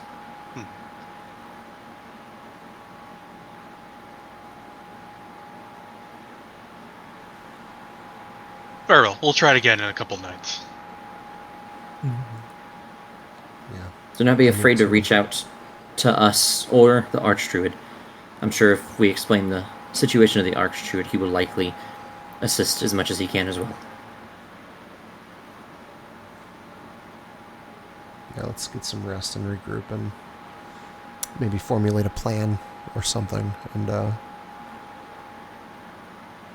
think about it. They nod their head, and there's still, again, this kind of like somber feeling between them all, and the only one who kind of seems like something like really itches or bothers or like beats down on them is the brash dragonborn. He has this look of like frustration rather than like defeat in his face. Rorgar. But they do begin to walk towards their homes. They kind of picked a bad day for us to pick a trial after we got our ass kicked by that Try it, lady. Yeah, we haven't had a good rest in a minute. We need to collect ourselves, but I think I'd like to have a word with everyone before we do. Maybe in the privacy of a room. Very well. Privacy. So, can we get some water first? It's very hot. As you arrive at the Temple Sylvanas, you guys can go ahead and get yourselves over there on the map.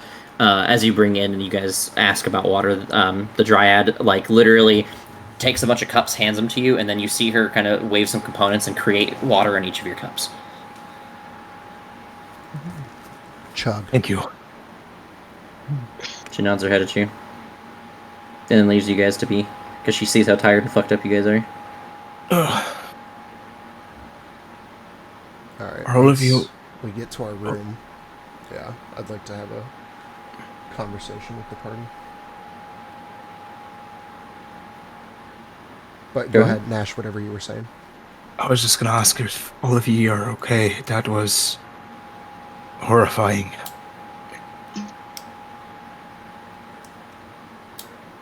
Well, I'm exhausted and I've been beaten up quite literally all day. I'll be fine.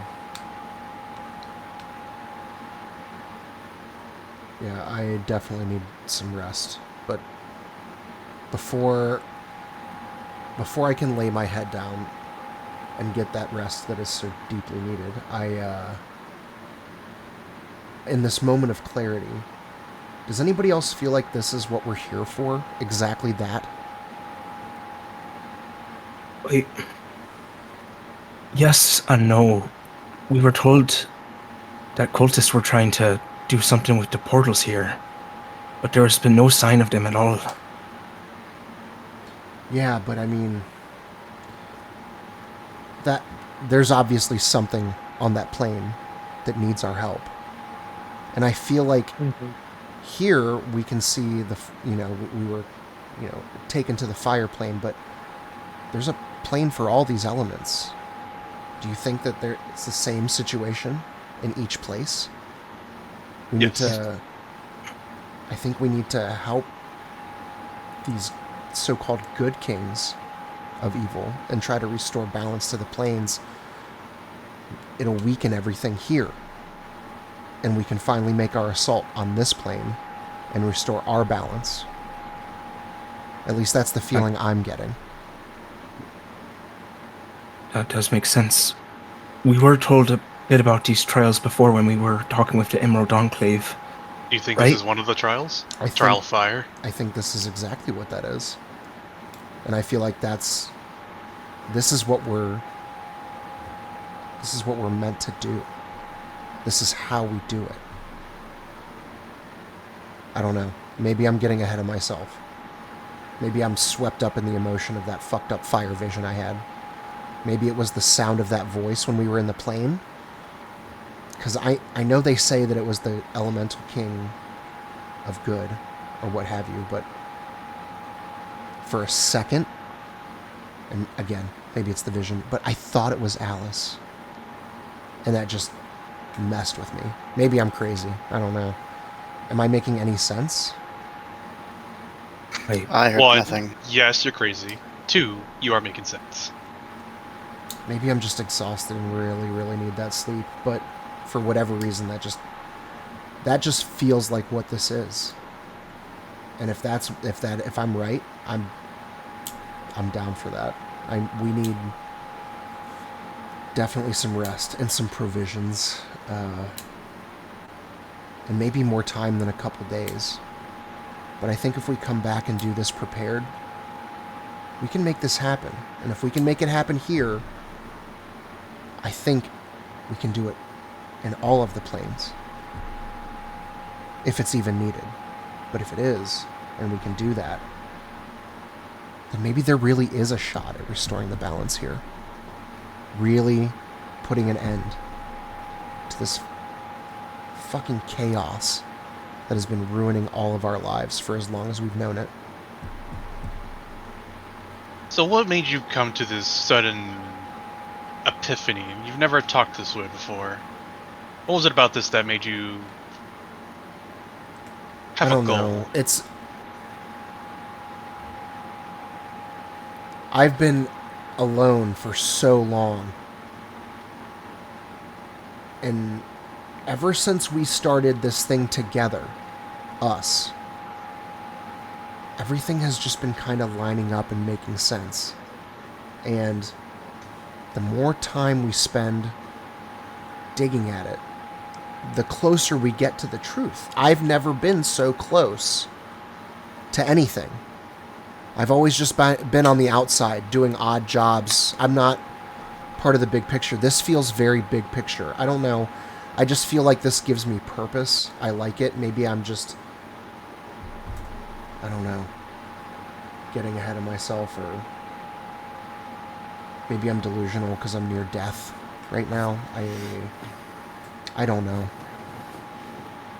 I think it's quite admirable to have a purpose, some sort of goal to strive for, especially for something like this, one that can help everybody, and not just for ourselves. Yeah, maybe that's what it is. Because I have pretty much done everything for me for the longest time. Now, whatever we're doing together isn't for personal gain. It's for, I don't know, the restoration of normalcy, for good, for organization instead of chaos. There's a little bit of personal gain. I mean, we could stand to gain on certain levels, of course, but I don't think that's why any of us are here. That's why I'm here. I heard no voice, no introduction, nothing calling to me. My goals do not change. Our goals align. So, I'll stick around.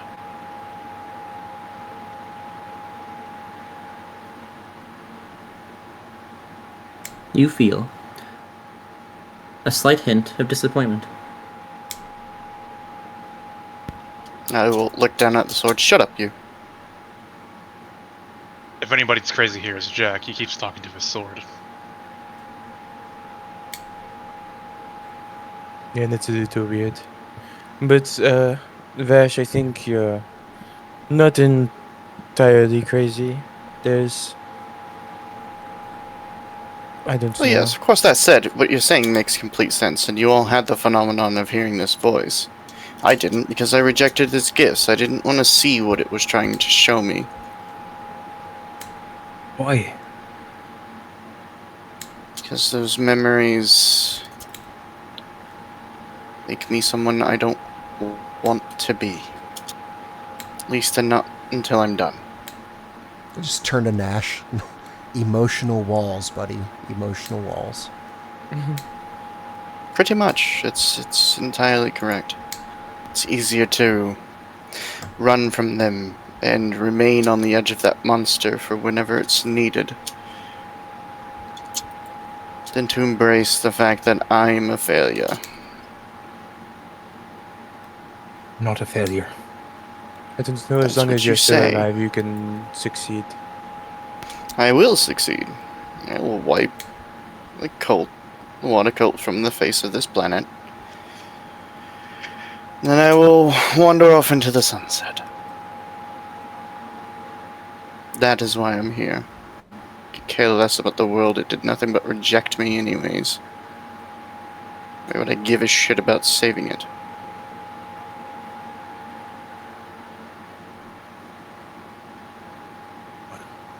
I'm glad you're living in it. And I'm sorry you saw something hard tonight.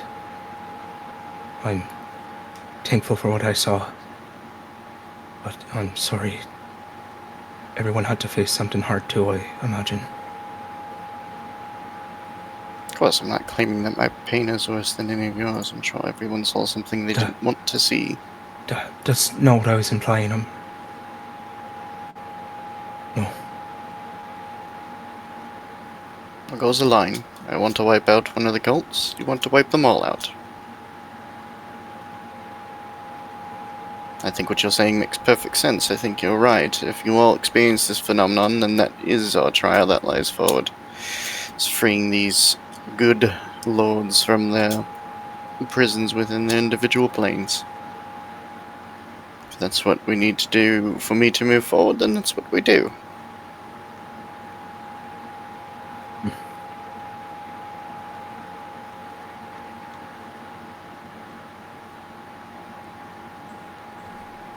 But I'm not you all. I'm not here for the greater good. I am not good. I'm for revenge, and then I will leave. And what will you do afterwards? Die.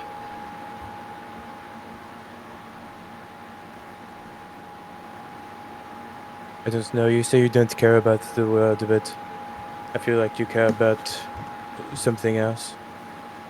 Maybe other people. Care about you. You fucking how many people in this party?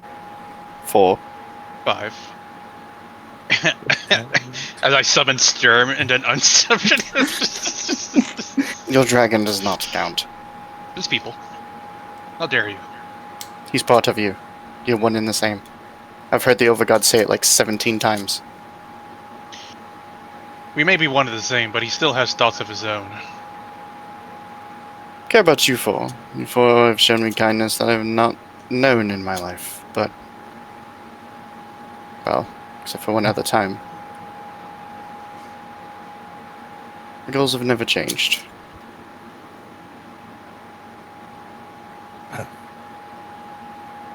I hope that's a long way off, because I like having you around, Jack. We shall see how long this quest takes us.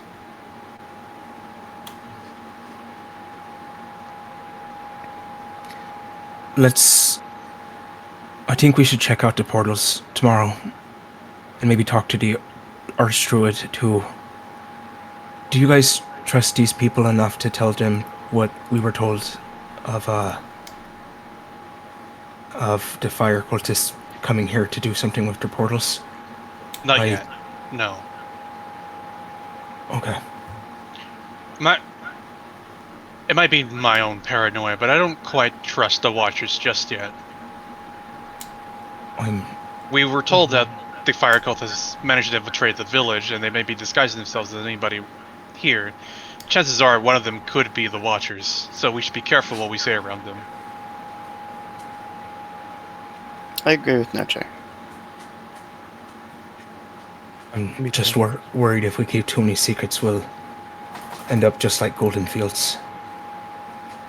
And if we tell too many, it will burn just like it. Yeah. Find balance. Like trying to balance a full meal on the end of a stick.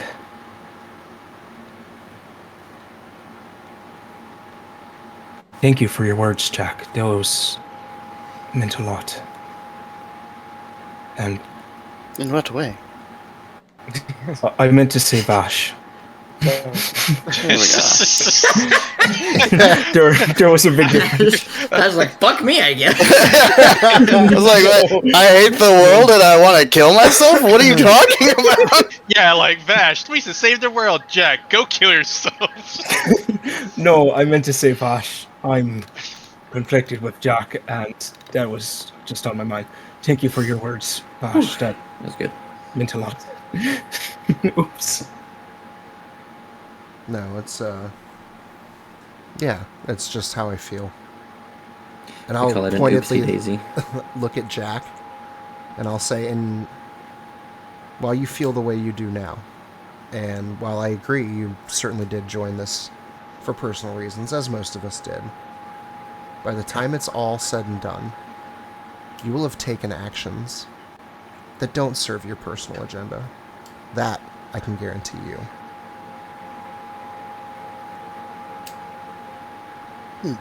And I'll walk off to my room and go to bed, because I'm fucking dead.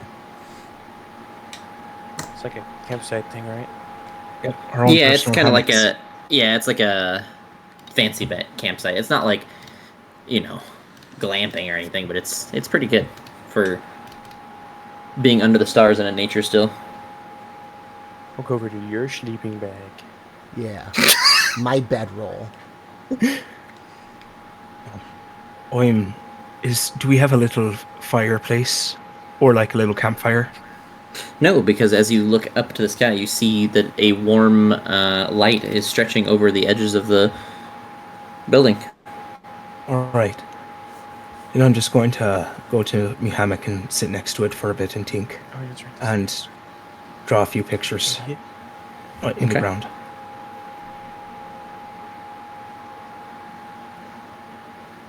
Anything else from anybody else?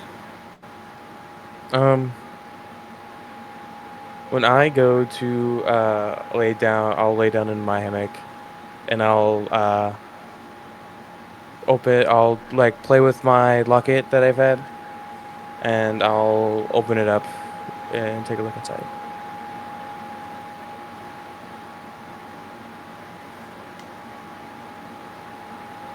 Roll a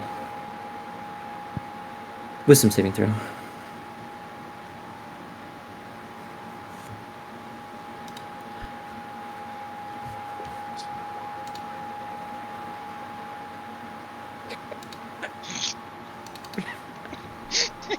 As you go to open the locket, Oh no. you open it and you see what you've always seen there, a picture of your mother. Is he in the room with us while he's opening it up? Yeah, you guys are like sharing like a little area. Can I peek at the locket? It's a locket. Can I little peek inside? heart-shaped locket. No. Okay. Like, do you really want to see what is in here? Are you that? Yeah, do it. Can I show it to him? Yeah, you can show it to him. I mean, Yeah, I'm I'll almost say burned that. alive Or today. run Might as well away. see something of this mother you're constantly fawning over. And I will He- look inside. Constantly. You Oh. see a picture Give of me what's Hesperia around there. in his locket. I scratch at it a little bit. Does your mother really mean There's like that one or much two. to you? I mean, she means a lot. I know it may not seem so right now, but she is almost like I guess a guardian angel to me. She is the reason why I am here with you guys today. I think my life would be much different without her. And you do, again, you kind of like pick and mess with the locket, and the picture is pretty solid. It seems to be fully there. Okay. Close it open. Yeah. Go to bed. Or I guess. I don't know. Okay. No, Anything else from anybody? Do No, you she want will- to attune to the mask? I'm asking this while I'm on you still, Oh. really quick. You can do that if you want. Go ahead and do it. Moving on. Noche. Noche will get a bucket of water and just get like a bunch of rags and get them all wet and cold. Just put all over his body, cause goddamn. For a second, I thought you were gonna grab a bucket and just fucking chuck it on Aiden. Wake up, you bitch! I get a bucket of water and I put Aiden's hand in it, and then I just leave. Warm water. Warm water. I have But, something that you're gonna want probably pull me for it. Okay. Anyone else? For a yoink? Jackington? That's a no for me.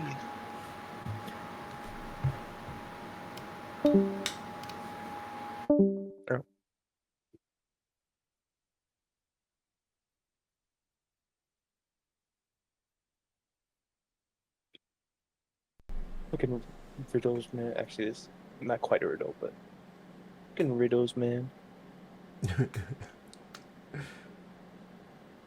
Man, I think I'm the only one who got a decent experience from seeing their past selves. What?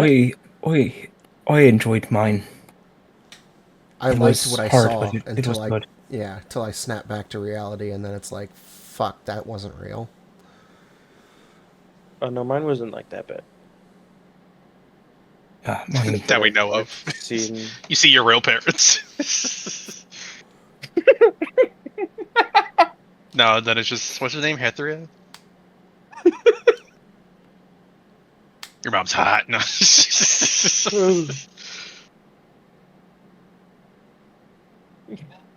Mine was good, but hard as well.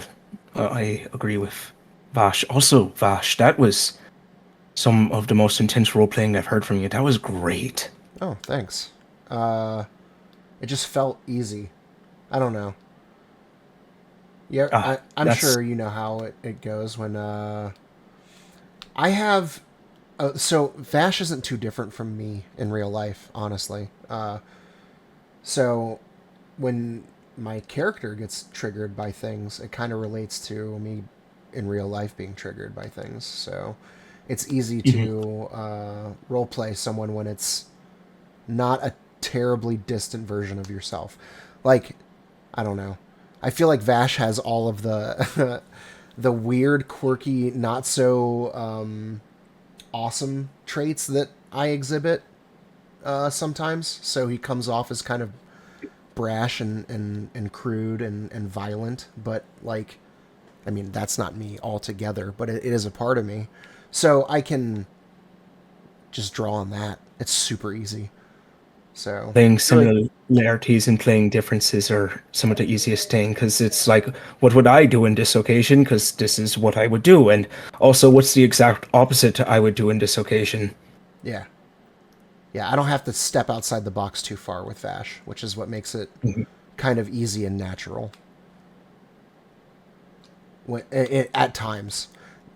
As in a whole, though, he's starting to come out of his shell, but he was very, very paranoid and like walled up and whatever when we started. Like, not very talkative, quiet, reserved. Maybe he lied a bit here and there so that he didn't have to be vulnerable, things like that. But now I mean, you survived the war. It's understandable why you would be that way. Yeah, he's feeling that feeling of closeness, friendship, family bonding with the group. And he hasn't had that in a long time. And it's starting to come back, so he can be a little more vulnerable. And I feel like that's where we are now, is where that's starting to come out. He'll probably be a weeping pussy by the time this is all over. I was so ready to say some shit to Jack, but I was like, no, tonight's not the night.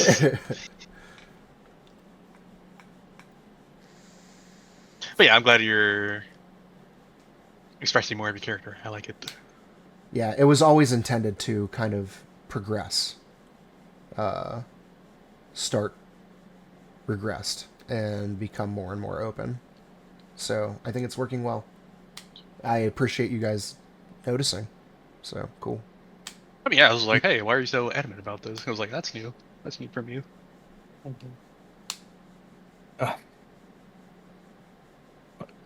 It's really, really cool. Thanks. Oh. But honestly, I think we could have probably won if we had our spell slots. God, we need fire resistance my too, sp- like a motherfucker. Because I didn't have like 3 or 4 spells. It definitely does help having fire resistance. Yeah, I still had most of my spell slots. I just died. I just got fucked up. I realized after the second death that it was probably, if we died, we'd be fine. But at the same 'cause time, I'm I was like- like, oh. I was like, I should try to funny save was it, like- and he did heal me, and I was like, well, good luck, bud. I was like, I feel like this is like a little bit too hard, because I was like, we rolled like 2 crits, and he hasn't rolled anything crazy. I was like, this is a little bit too hard to just be like, we're fucking dead. Like, I'm like, I was still anxious, but wasn't sure. I think what we have to do is take them down one by one and not like spread out our damage. Oi. Mitigated a whole lot of damage there. That was still horrifying. Yeah, you did. And I had to do so much maths. Yeah. We need Yeah, a way honestly, to I think we control ju- that burn. like- fire do you resistance.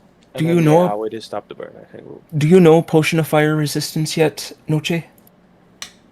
No, but I do know absorb elements.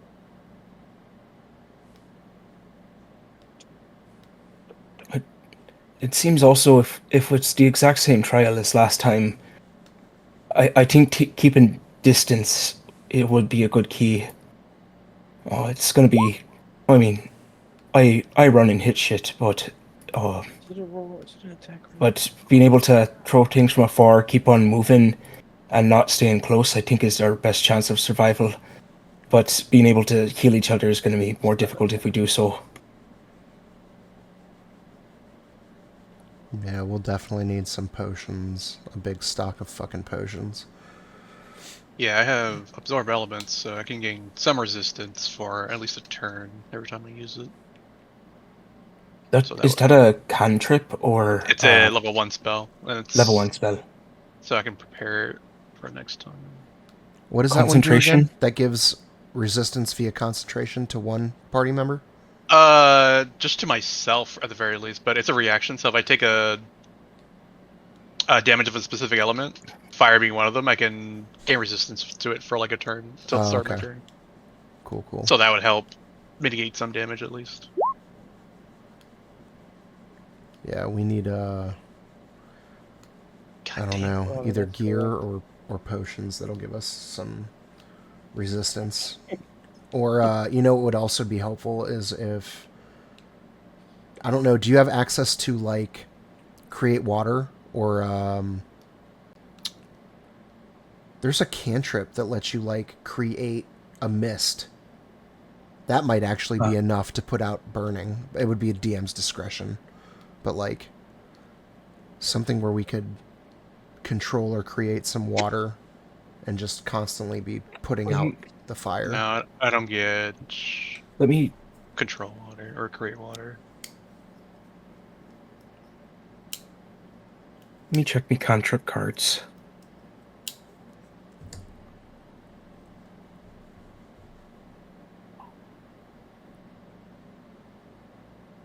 Shape water is the cantrip, but I think you need water for that. Yeah, you have to have a source. Create water, you just make it. And you can either, like, you can create like I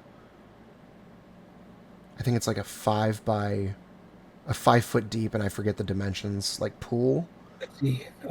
Or you can create like a mist, like a rain. I don't know. Versus... I think that's the same spell. I don't know. See, I know, create or destroy water, you can create a cloud of water that will come down as a rain. Yeah. And create... That's what I'm thinking of. Yeah, which is a level 1 spell. Shape water, you need the water to be able to move first. Ooh, okay. I do have a 3rd level tidal wave that I can prepare. You conjure up a wave of water that crashes down on an area. Area can be up to 30 feet long, 10 feet wide, and up to 10 feet tall. Each creature in the area must take a dexterity saving throw, fail save, 48 bludgeoning, or is knocked prone. Oh. You want to bring down a crash of water? The water then spreads across the ground in all directions, extinguishing unprotected flames in an area within 30 feet of it. Oh, so, okay. That would definitely be helpful as long as we weren't smashed by the initial wave. Yeah. Does it? It's instantaneous, so the water would spread pretty fast. So if I did it like in the middle, it would spread. And it would linger? The water, I assume. I don't know if it would evaporate pretty fast, so it just depends, I guess. And then you could We're on fire! it. Quick! Jump into the boiling water!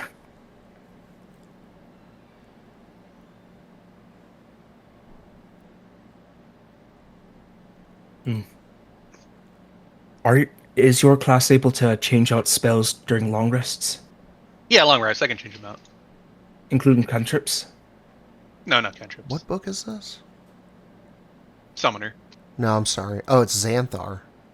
Yeah, Xanatar's has this one. Oi. I'm probably gonna have to call it a night here. Yeah, I wanted to gonna- see where Jack's little conversation was going, and then after we take a long rest or whatever, call the session at Yeah. that point. I think I'm gonna message Johnny just to let him know that I'm gonna have to log off and call it a night, guys. So, thank you all. It's so good to play with all of you guys again. It's Yeah, I just know. been really Oh yeah, definitely. I agree. Yeah. right. Good night. All right, night. see you, bud.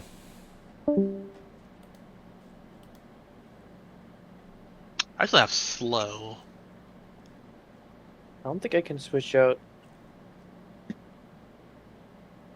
Actually, I don't have access to third level spells technically. So wait, if Shape Water is Is- from Xanathar's, does that mean any class that can take cantrips can get that one?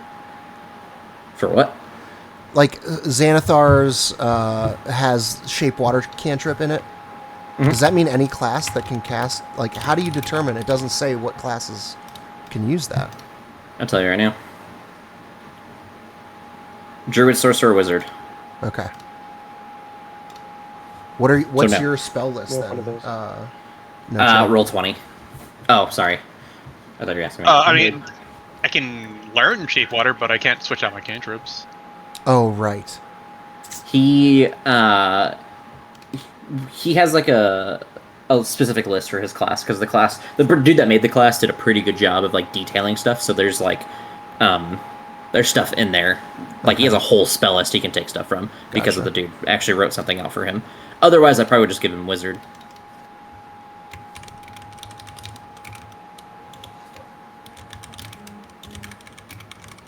Yeah, that would be dope.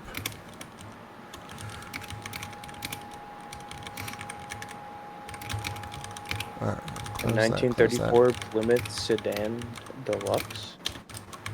$175,000.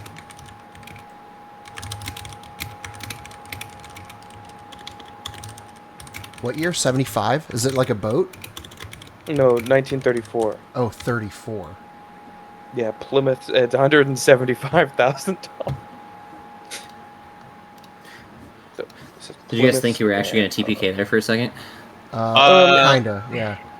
At Yeah, first, I it was was like, "Oh, 50-50. this is bad," and then like you were just casually like, "Yeah, you're down." I'm like, oh, "Okay, we're meant to kind of." Yeah, there wasn't like there's always tension in your voice when there's real danger. So I was like, this is like a vision or something. I think we're fine. Also, it was like really, we were getting like really fucked up. I was like, this is a little bit too hard for it to be like an actual fight. I mean, I like thought if it was a little bit closer, I'd be more worried. But I was think we almost had like, our- this is almost. I think if we had our spell Feels slots, like we an ass probably attitude. would have probably taken out at least one or two more. You guys, with your spell slots, would have had a much better chance, yes, but that's why I sent you in the way I did. Also, I will tell you now, they told you what they told you, so make sure you keep that in mind as you guys are preparing, because yes, it does power scale, so remember that, and think about that. Right. We send in Nash with all our best stuff, and then have him solo. I don't even think he could solo, because the AoE fire damage, it just eats. Like, them just being near you, like, at the end of their turns, and the other dude, if he gets a big burn on you, he's just eating damage constantly. If he was fighting, he would probably just fight, like, 2 on his own, so, like, 1 big one, 1 small one, and they would do 3d10 plus whatever normal damage they're taking. Yeah, sure, he resists it and everything, but that adds up fucking quick when you're taking... He's taking a guaranteed, pretty much guaranteed, unless he misses. He's taking 4, 6, 7 d10 a turn, guaranteed, pretty much. What On you're saying top of is whatever his there's damage a that he chance. takes is. Nah, it's likely, or it's possible, just very unlikely. Just don't get hit. I mean, in D&D, Uh, technically anything is possible. It's the probability. That's not true. If I put a bunch of level 1 characters up against the aspect of Bahamut or like Tiamat, there's literally a 0% chance you win unless all I do is do attack rolls only and no other abilities, and I only roll 1s. Which So would it's be- possible, just not probable. No, it is technically not possible if you're using all of the stops. Exactly. No. If you were an idiot I write DM, in- we'd be fine. But I'm not, And we, so... drilled out your dice to only roll ones. Yeah, good luck with Yeah, that these one. are weighted dice. Just use them all the time. You guys are gonna have to buy me and send me dice for that to happen. Send you rigged dice that only roll once. And then he just throws them away. As like, I was gonna say, by like the third Like, one, it would get chucked across the room and a different dice would be rolled out. Absolutely. And then all of that luck would have been like transferred to that next dice, and I rolled like 2 crits in a row on you guys. We'd have to find a way to weight it so that it's not always a 1, but it's more likely to be a 1 More or likely. a lower number. It's like Yeah, right. It's like a 15% chance instead of like a 5. So it's like just barely, but it makes it enough where it happens a lot more often.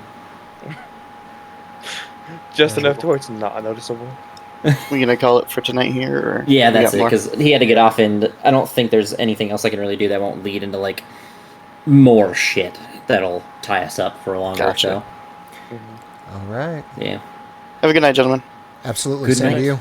Yep, I'll see you guys later. Bye bye. I will not see you guys for tomorrow probably, but I will see you guys on Sunday. Probably no, Monday. We're doing Monday, not Sunday.